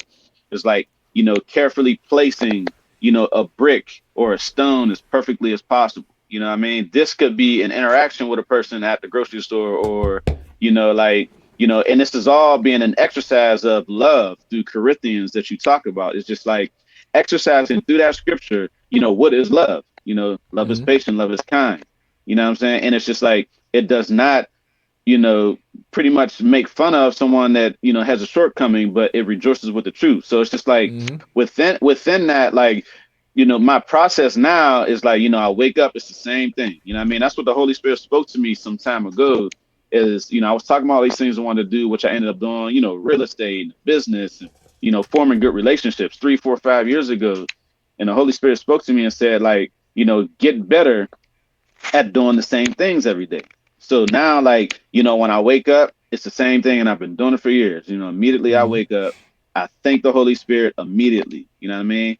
I roll right over, I get right into prayer because I want to connect it, and then I drink myself some water every single day. You know what I'm saying? And then from there, what do all those things have in common? They all have life. You know what I'm saying? Like, I just thank the Holy Spirit, that helper. You know what I'm saying? I Mm-hmm. thank that for being there, even though I don't have a wife. You know what I mean? Like, I thank the Holy Spirit for being right next to me. You know what I'm saying? And then what did I do? I connected with the Father through the Holy Spirit.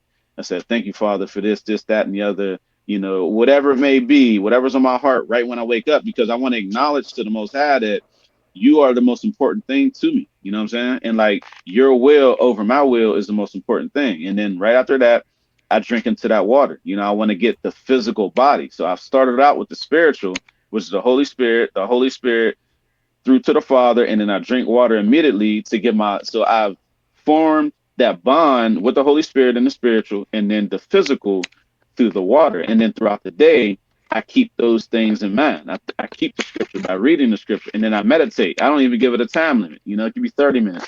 It could be 3 hours or 2 hours. Usually it's 30 minutes to an hour ish, but it could go on for longer if something kind of comes up.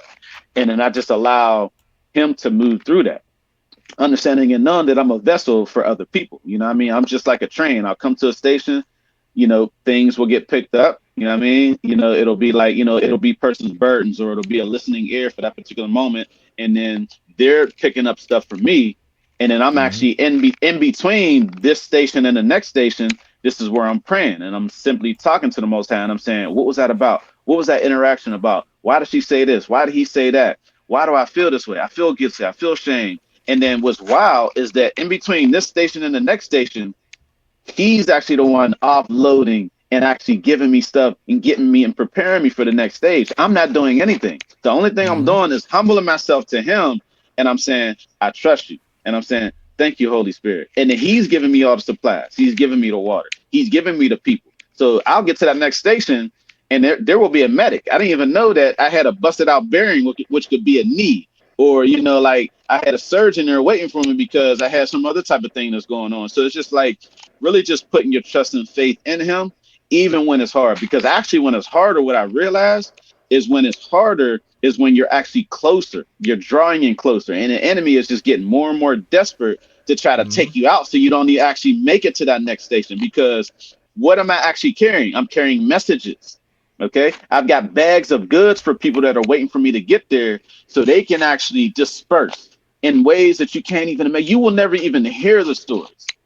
All right, but you will hear the testimonies, and that's the important part that we gotta hold our hearts, fast to, is those testimonies, because those things right there, that's the reason why I'm here today, is because of the testimonies that I've actually shared with you over the last Mm-hmm. few years, not just my own, and how they impacted you. I had no idea. I'm simply sharing. Yeah. I'm actually coming out of a season of one of the hardest times in my life where I actually questioned and said, man, what is family? Like, I didn't even know what it was at a certain point. You know what I'm saying? And then he took it to me one time. I was on my way to a VA appointment, and he said, "This is your family right here." And I was on a bus. I looked around, and what he did is he drove my mind from thinking about anything in the future or anything in the past, and brought me to right here. And it was just like, what happens if an active shooter actually gets on this bus or whatever else? That dude is my brother. Mm-hmm. That person is my sister. That's my mom. That driver right there, that's my uncle right there. So that's my Yep. intermediate family. These 13, 14 people on this bus right now. So yeah, bro, it's what a journey, bro. You know what I'm saying? Yeah. Definitely, Hey. I And tell you, my it's brother's something. keeper. Man, seriously, Yeah, bro. hey, listen, man, listen. That's why you don't need a script, man. That's why I need a script because I go off topic, man. But you always, hey, you know the whole journey already, man. So that's why I said, hey, man, hey, I can't do what you could do, brother. Man, And so, likewise, bro. yeah, I can't do a lot of things so you can do. what I want to do real quick is just because you definitely touched on two things. But I want to go into two real quick records, and then we'll leave with our closing talking Uh, points. all And go right. ahead and make sure we got make sure I add that to the stage.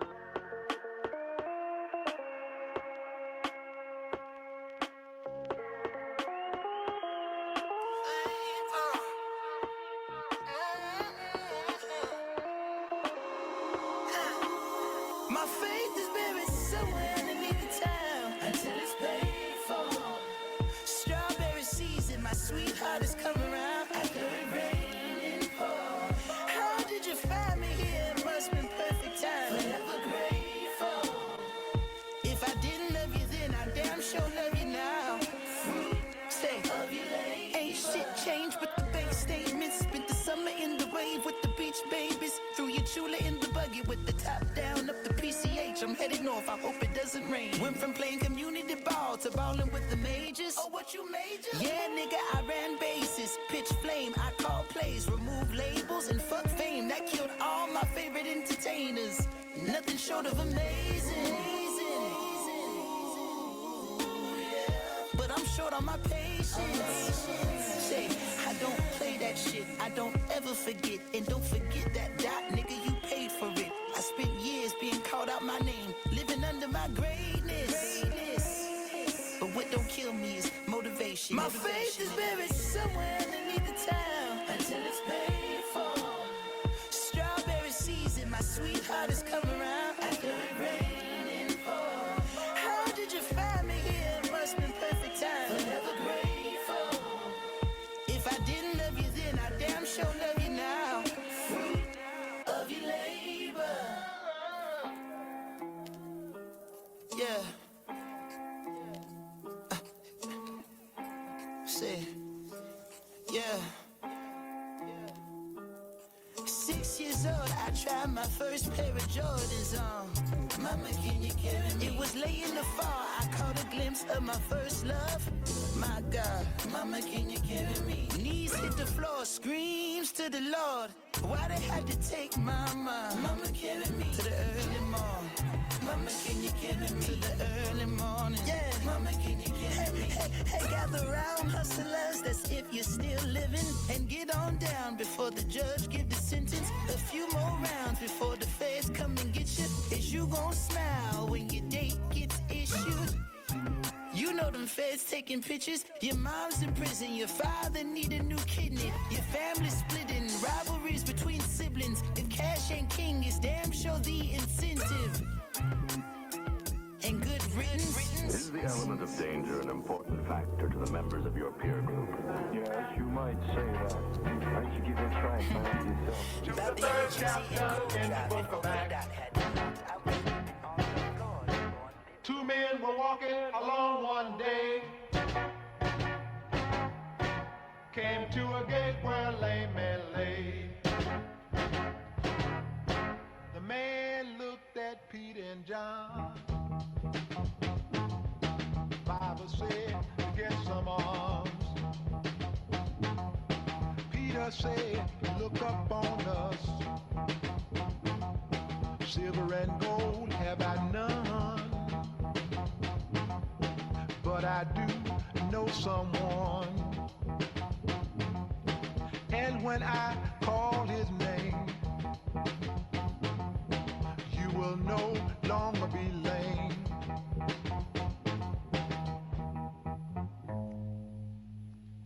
Peter took the man by his right hand, called on Jesus and gave this command. Rise up and walk. You've been blessed by the Savior this day. The Bible goes on to say, people were amazed that day. We did not cure this man by ourselves, but it was Christ that you put to death. This man called Jesus Christ can give you eternal life.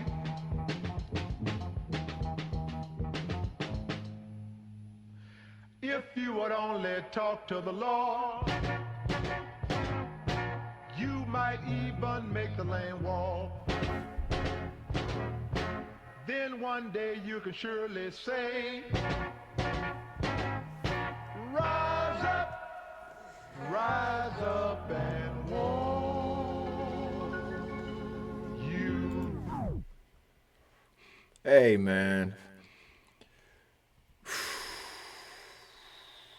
I like that track. Yeah, listen, man. That's Armin Watts.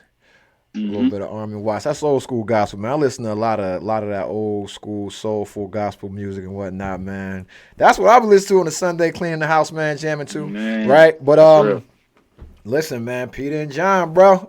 Man, straight up. I'm like, hey, trying to tell these folks to rise up, right? So right now, you know, and that's you know, it's like, all right, the power of music, storytelling, you know, sharing that message. You know, this record was written back, I want to say in the 60s.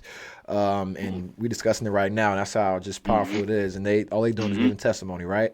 And so same thing, UGK, all they're doing is giving testimony. That's something you touched on, right? Sharing stories as men. That's what we do. We talk, we share stories, we share experience. The Locks, living off experience. My boy Jamal Nance, his nickname is Slocks, still living off experience, right? Yeah. Shout out to my boy Slocks, man. We did the podcast, the last show we did, man. All he did was just talk about, I learned so much being a dad from him. All he did was just talk about being a dad. He was just like, yo, Man. I'm a middle-aged dad. I'm just going to talk about middle-aged dad shit. I'm like, yo, I go back and listen to it like, yo, this dude was writing a book about being a middle-aged dad. Yeah, no, legit.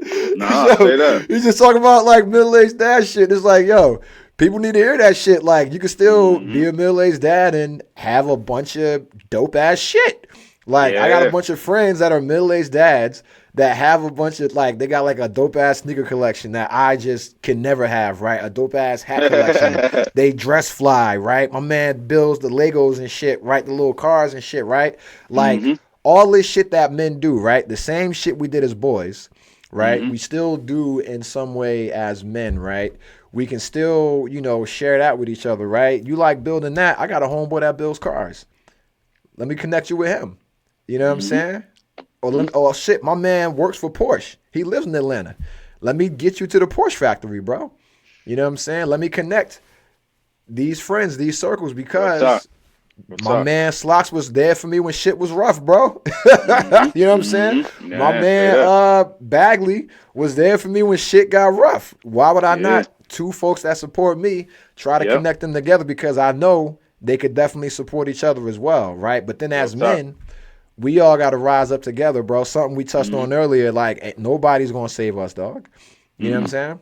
Nah. We just repealed all of these civil rights back to 1964, back to the basics, right? Back to the original tree. All the branches have been pruned. We on the damn, this is the sacred timeline, like in the MCU, right? Civil rights is the sacred timeline right now, so we got to go back on that. And so if we understand that, we all have the same equal opportunity that everybody has, right? No one's going to directly come and market anything to us. So as a community, as men, as leaders, right, we got to understand we're the ones that are going to share that experience. We're the ones that are going to create the next generation of leaderships. We understand that we have to humble ourselves in order to learn that, right? The first way we got to do that is be vulnerable, right? We have all of these times of grief where we could be vulnerable, where we could reach out to our friends, where we could support, but it's like, are we trained, right? Are we ready, right? Are we ready for that spiritual war, for that mental warfare, right? Are we trained to be resilient in that way, right? War is necessary, right? And it's definitely necessary for growth, for expansion, right? And so if you're not, you know, like with Islam, right? It's that that war within yourself, right? Like my middle name is Jihad, and people think that means like the holy war against man, like I'm trying to blow up some buildings or some shit. No, that means that's the war with oneself, with one's spirituality, to submit yourself to God, to understand that, bro, you work for him. It ain't the other way around. That's who you serve. And if he say go serve the people, get the damn ladle out and start serving, bro. You know what I'm saying? Real talk, you can't fight it but for so long, or you're going to just die. You're going to be unsuccessful in whatever you do, right? And so it's like, as I reflect on the record one day, I try to remember the importance of acknowledging loss, but then finding strength in that, right? And living with purpose. So I look at people that I have lost, and it's like, well, what did they stand for? They were good people. How do I honor that in what I do now, right? So like my uncle, who was a poet, his book is upstairs in my living room, so my daughter sees that, right? But I got to honor his legacy in more ways than that. I got to go out and actually do poetry because that's what he wanted me to do, right? My uncle wanted me to do music. That's why I made a fucking 5 albums during that break I had, because my uncle wanted me to make music. My grandmother wanted me to reconnect with God. That's why I am purposely going out to reconnect with God, and not myself, but with everybody who I care about, right? And then my friends and family that have a better connection with God, I am going to learn from them, to submit myself to them and say, hey, you know more than me. Help me with this shit. You know what I'm saying? I can't do what you could do, right? And it's like, so if I'm trying to, if I know like I got to serve the community, then I can't go line myself up with some normal nonprofit that doesn't have my values and my belief system, and they don't got the same boss as me, right? So if I'm trying to help the community out, I got to go find somebody that's doing the same shit. And so I found somebody doing the same stuff with the same mindset, same background, you know, and I'm like, all right, boom, you need help? No problem, right? And it's like, but I had to acknowledge like loss. I had to acknowledge that I was going to lose myself, right? Or what I had been, which wasn't making me happy, right? And it's like, damn, even like when you get to a point in life and you realize you kind of doing the wrong shit and you got to make a change, man, you kind of sad because you like, what the fuck was I doing? Was I that fucked up? Like, I remember somebody told me I was a bad husband, and it was somebody I trust. And I'm like, damn, I was a bad husband? Well, what the fuck? Yeah. Really? But like, if I didn't receive that message from somebody I trusted, and then like acknowledge that, like, yo, I took an L being a husband, but what did I do right? Okay. I was a bad husband overall. Well, what are some things I did right? Right. Yeah, here's what you did right, but here's where you okay. And it's like, okay, and then okay, well, if I go into a relationship next, I have to, I gotta know this is where I failed. I got to be able to admit that, because people will say, well, what didn't work in your last relationship? Well, this is where I fucked up at. Like, I wasn't open with my expectations, or I wasn't able to communicate as openly or as vulnerably as I wanted to, right? Or if you disappointed me, I wouldn't let you know that immediately, because I was more concerned with hurting your feelings than letting you know you crossed the boundary. Things like that, right? But if I hadn't trusted somebody enough and put somebody in my circle that I could say, hey, am I a bad husband? Right? Or it's like, yo, and they were like, yeah, nigga, you trash. Yeah. Not like that. It was nothing like that. Yeah, But, I know what you mean. Yeah. I know what you mean. Yeah, Yeah, but it's like, but life is fragile, and it's full of opportunities to grow and connect and serve, right? And it's like, yo, my friend served me.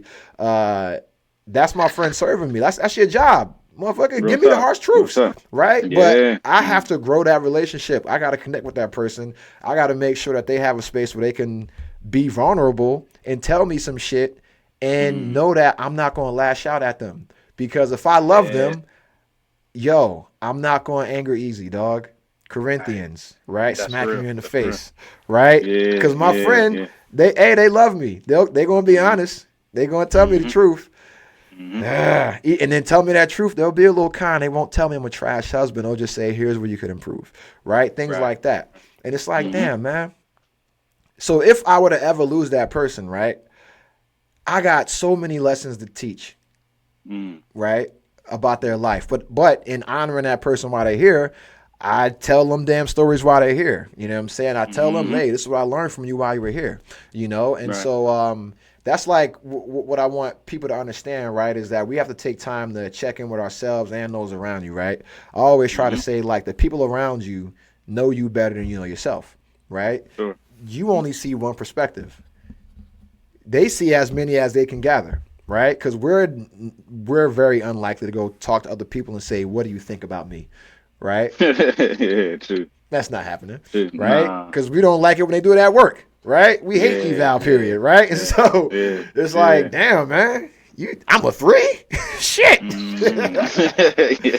3 means average. I come to work on time most of the time. What? You know what I'm saying? So, but it's like, you know what? I try to, there's a principle in psychology called the Johari window, and it's where you can use the perspectives of others to gain more insight about yourself or a topic, right?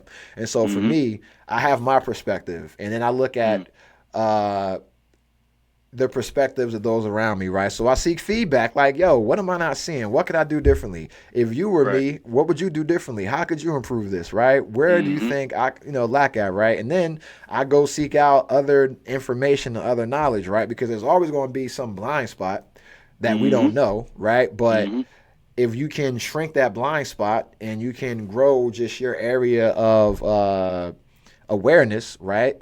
And the awareness of those around you, then that's how you'll have that support. And those one day you're here, the next day you're gone. Like you lose a job, but you have a great network of people that understand your skills, your talents, your abilities, where your passions lie. They know exactly how they can help you, who they can connect you with, how they can empower you. If an opportunity comes their way, they know exactly when to send it to you, But if they're not connected with you, they're just going to be like, oh, nigga, you ain't looking for a job? Yeah. They hiring. Who's they? Them. Who's them? I don't know. Google. Google what? Right? Yeah. Help me, nigga. Help me. Help me. Nigga. Nigga. Yo, god dang.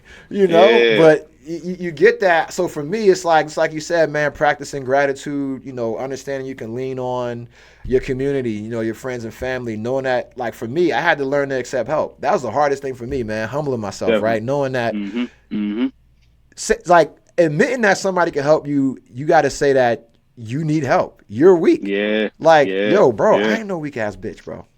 Yeah. I can do, in my head, I can do 10 pull-ups. My body just doesn't want to agree with this shit, right? I'm not weak, but this motherfucker that can do 25 pull-ups is trying to teach me how to do it. And I'm just not listening because I'm too proud to admit that he's stronger than me.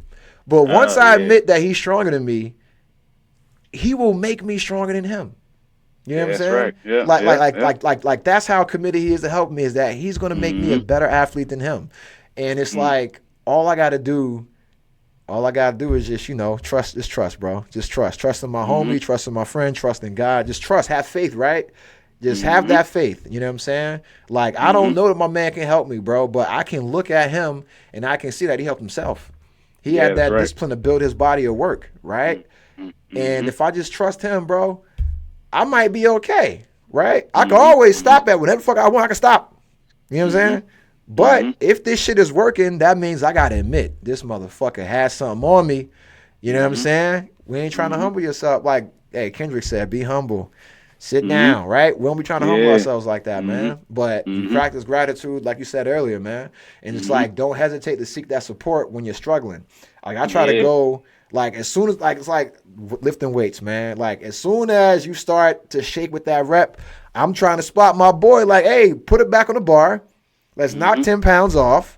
Get the full rep under the belt, right? And then, right? Like, it's okay to take a break, man. But, because I know, like, I had a bunch of people check on me. Like, during the pandemic, I checked on, I tried to check on me people I could, right? But it's like, I've been up, I've been down. I've had people help me. I've helped others. And it's like, yo, that shit is about timing, man.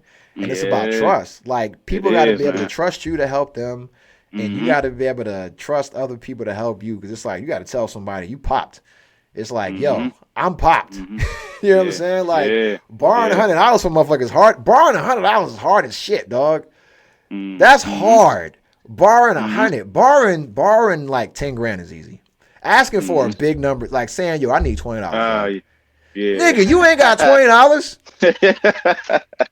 Let me tell you, bro. I had to ask for $20. Yeah, bro. And I know in 2020 to 2023, I had to borrow $20. I had to borrow $100 from a friend before. And I'm like, yo, I wish I had to ask for like this huge number, right? So they could just say yes or no and not judge, right? Yeah. But when you ask for like 20, like if you ask for less than, $200, dog. Yeah. If you ask for less than 200, niggas look at you like you a meth addict, dog. Yeah. Like you ain't got $200. You smoke that much crack. You know what I'm saying? But Like, yo, if you practice gratitude and you practice humility and the people around you do that, then you never have to ask for that 200. They already gave it to you. Or they gave you an opportunity, right? That's or right. There it is. They gave you an opportunity. That's really what it was. That they saw something was, they saw you was going to be popped. And they said, hey, listen, look at this. My boy Linton Morgan, this motherfucker, hey, invest in Bitcoin 5 years ago.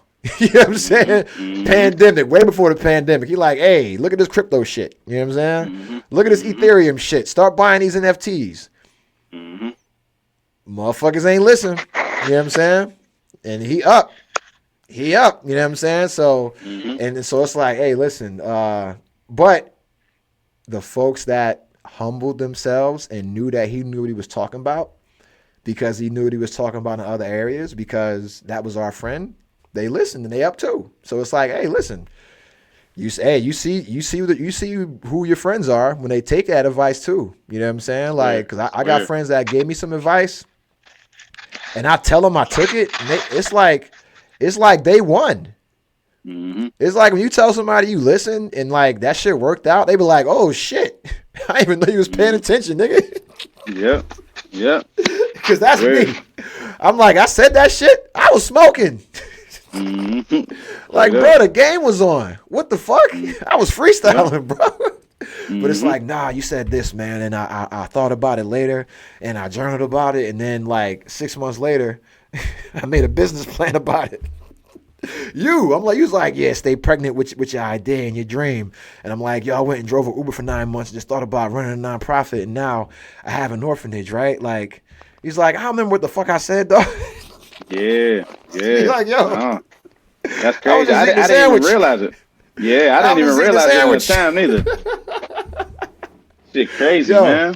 But that's friends, bro. That's one day you're here and the next day you gone. But it's like that time you spend, that life you fucking breathe to somebody, that's what stays, dog. And it's like, yo, like, had the friendship not been developed, had that space not being created, it's like it would have just went in one there without out the other. It'd have been just some bullshit ass talk. But because it's coming from somebody you trust, when you're in that fucking moment when you need to receive that shit, everything they say you listen to. Yeah. Because you're like, yo, you're here for a reason. So whatever you say, I'm going to learn from. A motherfucker could say, yo, put the mustard on the top of the burger. You like, yo, what's the reason for that shit, dog? Yeah. And then you start thinking about, yo, so when I ate the burger, before I was tasting the ketchup before the mustard, so that made me take the sweetness before the bitterness. So now I take the bitterness before the good shit first. So now I make sure I embrace the grind before the spoils. And niggas be like, yo. And you like, yo, I was just talking about fucking a burger, dog. But you like, you so hungry for knowledge in that point. Yeah. You taking everything. Yeah. You like this. You like this motherfucker said the mustard go on the top. Go, now flip it the other way. Get the bitter before the sweet. And you're like, oh shit. But you don't. But the Bible said that a million times. You know what I'm saying? Yeah, it's crazy too, bro. It's wild. I don't know if I ever shared this with you. So remember the one time when I was down in DC with you, you said you just like, yeah, yo, you mind just chilling at my place? I gotta go to work till like 1 or something like that. Yeah, I ended in the office. Yeah. Yeah, so I ended up, I was like, yeah, all right, best. So I woke up probably like about an hour and a half after you left. And I was just like, man, let me just go for a walk. So I ended up going for a walk through town and all this, which is it's crazy. So I get to walking. I don't know if I told you this or not. I'm like looking at the buildings. I end up stopping in this Ethiopian little restaurant or whatever and seeing this woman. Yeah, no, you told me that. Yep. Yo, it's crazy. Like, right? So I'm looking at her and this chick was like almost 50 years old. She ain't look a lick of it. And I was like, woo. I remember my impression was just like, wow, like they take care of themselves that much. And she was smiling. And I was like, oh my goodness. So that just broadened and opened up my mind to like, you know, Ethiopia and their cultures and how they actually truly live. So I come out of there. I'm walking down the road. I didn't really pay attention, but I seen this man and this woman pushing this cart. Did I tell you this? They was pushing this cart, and like I'm like I said, I'm looking at the buildings, trying to find out where I'm going, blah blah blah. So I'm looking on the map. I'm like, man, I want to go to this little, you know, where they serve like smoothies and everything else. The dude says under his breath, he was like, "Good day, sire," and I was like, what? I turn around, and him and a woman was like smiling from ear to ear at me, bro. I would have loved I'm like, yo, either, bro, I don't know how they saw it. I think they might have been angels, I'll be honest with you. Because they literally like were smiling differently than I've ever seen before. And I can remember my spirit started to fill up. And I was like, wait, I started questioning, like, sire, wait a minute. And then that just goes with, being, a child of God and understanding and knowing that. Because it took me a while just to accept that. I was like, whoa, wait a minute, sire, like that's royalty. Wait a minute. Like, you know what I'm saying? And I told different people about it and everything else, but it was what was happening in my spirit. It was like a tingliness, like just in my core. I had never felt that before. And it was looking right at me. Didn't say a word after that. Like I turned around, like almost like I was offended. Like, what? Like, good morning, sire. And then they were just smiling. Not another word after that. I was just like, yo, like, what was that? I remember I kept asking. So I just felt led to share that just now, bro. Yeah. That was divine, bro, for sure. Like it was different. I just can't explain what was going on inside of me, but it was something very, very powerful. No, because I know when you came down, you were like, yeah, I went for a walk, and you were like describing the walk. I'm like, man, I walk that damn route all the time. I don't notice none of that shit. I'm like, man, he's sitting there. I'm like, you can't. I'm like, yo, you can't sit here and describe my walk. I make this walk every day, but I don't notice any of that shit because I'm like, because let me tell you, right? I'm like, oh, I gotta get my daughter from my co-parents' house. I gotta get back to work. I gotta log in. I gotta do this. I'm thinking about like 17,000 other things besides this nice ass walk up this hill in this beautiful ass community. And as soon as you get to go up their avenue, you make a right on Georgia, and then you got all of these Ethiopian shops, all of these East African shops, all of these African shops, and you get in there, and everybody's all nice, and everybody goes to church there, right? So you go there, everybody's all nice, and so I start going there with my daughter, walking there intentionally, and just like looking at the trees and telling her as well, like look at the trees, look at people's yards, look at the rabbits running around, look at nature, look at the birds. That's what made me do this stuff I'm doing now at my place now with the nature and birds, to make sure that we have that, because where we live, we didn't have a lot of nature and birds until you attracted that. And it's like, well, I had to look at everybody else's house on that walk that I was oblivious to, right? But when you described it, I'm like, man, that's my walk.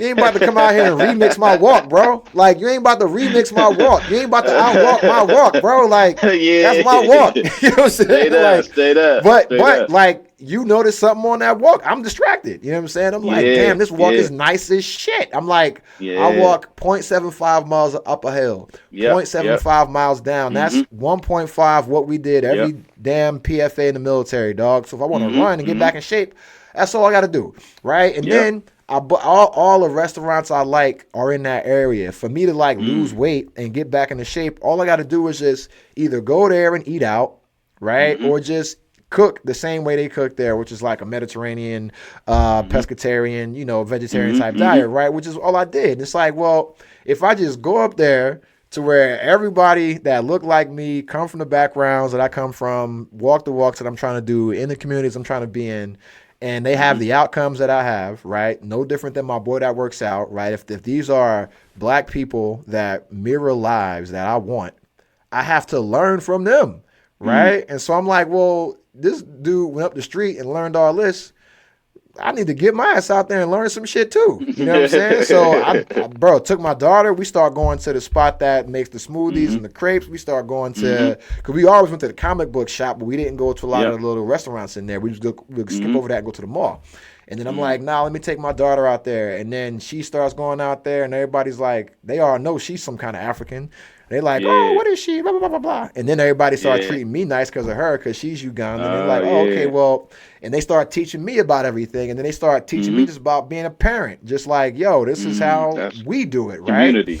Yeah. And so, and even accepting help, right? In my building, I had a Ethiopian neighbor. She might have been like 70, but her son was like my age, but she lived in the building since the building was built, and she would always give me like $20, bro, every time she saw me. She would give me, and I'm talking about, let me tell you, this is when I'm like broke as fuck. I'm talking about like not even living check to check. I'm living like the check cashes, right? Pay the bills, and then I got to go to the ATM to withdraw cash because I can't cover the rest of the bills, right? And then I got to wait, and then the check, the account is just overdrafted until the next check comes, and then I got a plus balance, but I got cash on me because if I keep this shit in the bank, and pay all the bills, I'm not gonna have shit. So I'm talking about Yeah. popped. And she would just like see me. I'm walking with my daughter chilling. She'd be like, "Oh, here's the $20. Here's go buy a tablet or some shit." And I'm like, "Yo, that was the difference between eating that weekend, right? It was like that $20 allowed me to go buy, like to not like eat ramen noodles and peanut butter and jelly, but to go buy a weekend's worth of healthy food, right? Yeah, bro. So I could go buy, and this is why I fuck with I'm about to say hummus. I mean, I love hummus. Falafel, bro. Falafel is my shit. Falafel, bro. That got me off meat. Pause, right? But so you get like falafel, you get some salad, you get some pita bread, all the stuff they cook out there. You can cook for 3 days off of $20, right? Yeah. So it's like go out there, learn what they're doing, and then bring that shit home. That's it.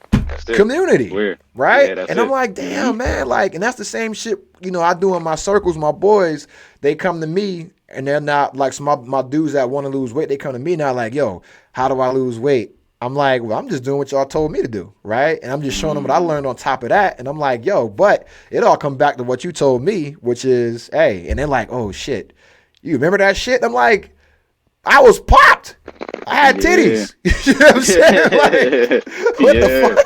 I got a six-pack now. I had tits, bro. Like, you didn't laugh at me when I couldn't do a pull-up, bro. Like, of course I remembered everything you said. It got me here. You know what I'm saying? Like, and now that I know more, here's everything I have. And what else do you need, bro? Because I exist because of you. And I'm like, that's friendship, man. But it's like when you're dealing with times of loss, like the more you put into that bank, you know what I'm saying? It's like the easier the withdrawals are. 'Cause it's not even withdrawal. It's just a constant transaction, and it's like you're always putting it in. So it's like it's just maintenance, man. It ain't no different than painting the walls or getting a new elevator, putting new fucking ATMs out that motherfucker and shit like that, man. But and it's just like, go ahead, Doc. No, I'm just gonna say, like, and even with that too, like with those deposits, it's just like, then you include interests. It's just like, what is this person's interest and what are your interests? And that's what actually multiplies it. It's wild, man. It's funny how, like, how the spirits from the physical have these parallel dynamics, legit. Like, and if you're even in one, not all the time does it translate to the other, but there's always that parallel, man, like, where the interest, what I mean? Because when you think about just a bank account, is literally just, you two putting into account for a later date, not even so much for yourself, but for all the people that you love and is connected to you. And it's just like, what are your interests, and what are your intentions to go with that? Because if your interests and intentions align in the same way, it's like it's unstoppable. Like, it's like compound interest when it has to do with money. Like, you literally can't stop wealth. That's why I understand, like, a person that's poor is not only poor in their bank account, they're poor in their mindset. You know what I'm saying? Correct. That's because it starts in the mind, man. Yeah, 100%. Yeah, and that's the thing. It's like, and that's like one of the big things how it's easy to keep oppressed people down, right? You kill their ambition, you kill their access to information. That's why they always wanted to keep information and education away from us, because once you get access to that, that's when you can create your own equity, you can create your own systems, create your own infrastructure. And it's like all of this that's happening now, that actually allows us the ability to do so, because you have to now, right? There's no reason for anybody else to have to do that. Now, if they want to, if there's something that serves them where they can benefit, then yeah, of course they'll do it, right? Because now it's an even exchange. But if it's not a fair exchange, right, then why would anybody reach out to us, right? So now it's up to us, especially the men, to be the leaders, to create these systems, create these pathways, and create these programs that will be able to provide equity for that next generation. So I look at a lot of everything going on is like, it gives people that have the ability to do the work, it gives them the ability to do the work now unencumbered, right? Because there's a difference between being an actor and being an activist. Right? Yes. You have actors and you have activists. You have people that do stuff online. You have people that do stuff outside, right? You have people that they talk about their perspectives, and you have people that create policy, right? And that's the thing. And so for me, I've been doing this, a long time, and this is like the best time to be black. I'll put it like that. right? Because you'll get the help you want. And I'll tell you what, if you're black and you're trying to build infrastructure right now, the people that have the money are ready to turn the water on. You know what I'm saying? Because if you have a plan to build something that's sustainable, it means they ain't got to fucking give you nothing else. You know what I'm saying? Yeah, Imagine that, right? We can create something that we don't need anything else from anybody else for, right? Like, and that's why I'm like, hey, listen, man, like right now, it's like the best thing for people to come together is just understand that you can trust your brother, right? Your brother is your keeper. True. You can trust him, right? He will help you, will support you. All you got to do is ask. Let him know. Tell him you'll help him too, right? Be humble. Be like, hey, you know some shit I don't know. Can I learn from you? Yeah, You know what I'm saying? 100%. I got something you don't have. Can I help you? Yeah. Right? It's that easy. Be vulnerable, man. But it's like if you don't have that understanding of humility, man, like that shit is hard. That was one of the hardest things for me to learn. But I learned that through having the fear of God put in me, man. And that's, hey, fuck that. Don't wait that long. Yeah. I had plenty of opportunity. I was gonna say off camera too. I got some pretty. I mean, we talk about agriculture and everything else. But I've got some other ideas too that for sure, like, you know, it's this particular industry has been around since the beginning of time, and it will be until you know, people, and it is like, yes, it is, it is. But yeah, man. So that's pretty much all we have for this episode. You know, so I don't. We've been on here because I the first part of the episode got truncated because I had it paused, which is good because it was part of that EO stuff that I didn't feel like it was gonna be dry as hell anyway. So I'll edit that part out and just make it be a congruent conversation. And I'll put the music back in. No one cares about that. And this is all blah, right? But yeah, man, got this shit figured out for the most part though. Yeah, the music was right. Let me tell you. Yeah, no, it got was that good. figured out. I know what the issue is, so it's not an issue. Got it figured out. Let me tell you, I was up like 6 a.m, bro. I logged on a computer. I had to like reload my camera. I got to figure that AI part out, but whatever. I'll just put it on different something. But then like I got up super early, man, because I was like, yo, I got to make sure this next conversation, bro, hey, they get to hear, man, like, because I think folks understand, or folks, we're not the only ones having these conversations, right? I have friends right now that I talk to about this same stuff, and they have the same thoughts, or they have different perspectives, and they're willing to share them. They're willing to discuss this stuff. And they're men that have families. They're men of faith, and they are concerned with the future of our people, and they're not waiting for a handout. They're willing to build with each other. You know what I'm saying? They're willing to be their brother's burden. They're willing to be their brother's keeper. And they're willing to be caretakers of their own communities, man. And that's who I'm trying to link with. That's who I'm connected with, man. And before we get out of here, man, I just want people to understand that, hey, listen, now is the best time to be who you are. For sure. Right? If you black, be that way, bro. That's right. The law still protects you. The law protects everybody. But you got to get it out the mud. If you are a get it out the mud person, the mud is right there. Good. You good. You know what I'm saying? The mud is right there. Go ahead and get dirty. You know what I'm saying? And that's all I'm going to say, man, because, hey, this smile on my face is very, very genuine. I'll put it like that, man, because I'm getting a lot of phone calls from various communities to build things. From the communities that look like me, to communities of indigenous folks, to communities of folks in the barrio, to communities of people in the hollers in Appalachia, right? I've been getting calls from everybody about building infrastructure, building pipelines, creating networks of people and sharing resources to do it through men, right? Let's go. So everybody is looking to rebuild the community through men and through families. And so I love it. That's what I want people to understand, right? Like, and it's not about like being... You don't got to be a husband to be a father. You don't got to be a husband to have a family, right? You don't got to be a father to have a family. Family is what you make it, right? Family is the people that you choose to be accountable for, and the people that you choose to hold you accountable, right? Is whose legacy are you choosing to further, right? Who are you choosing to support? That's your family. And so we are looking for family men of faith, and men looking to take this shit further, man. And that's the choice that everybody has, man. War is necessary, right? War is necessary, and it starts in the mind, and it is a war against, our selfish tendencies, our traits, And being selfish, bro. Not loving each other, dog. Like not helping motherfuckers out, not lending a hand, not lending an ear, man. It's simple as that, bro. And that shit is a choice, man. I ain't trying to be preachy or nothing like that. Fuck it though. That's it. But in doing so, I'm gonna take us out of here with one more song by the Blastmaster. By the Savior, this Yeah, KRS-One. God dang it.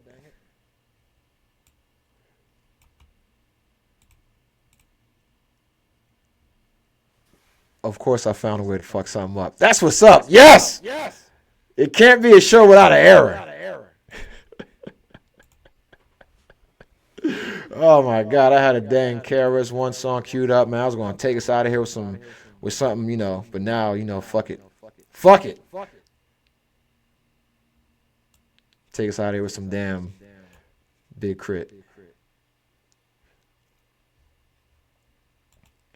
I didn't have my crossfader queued up. That's why I couldn't slide the record over. Back one more again. More tied to the sun die. UGK for life.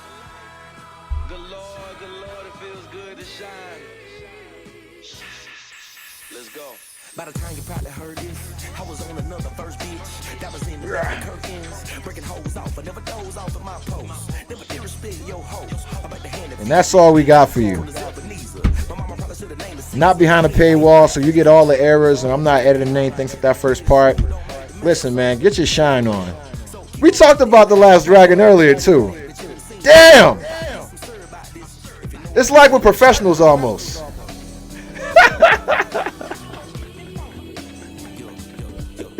Shine on. Oh, yeah. All right, man. We out, people. All right, y'all.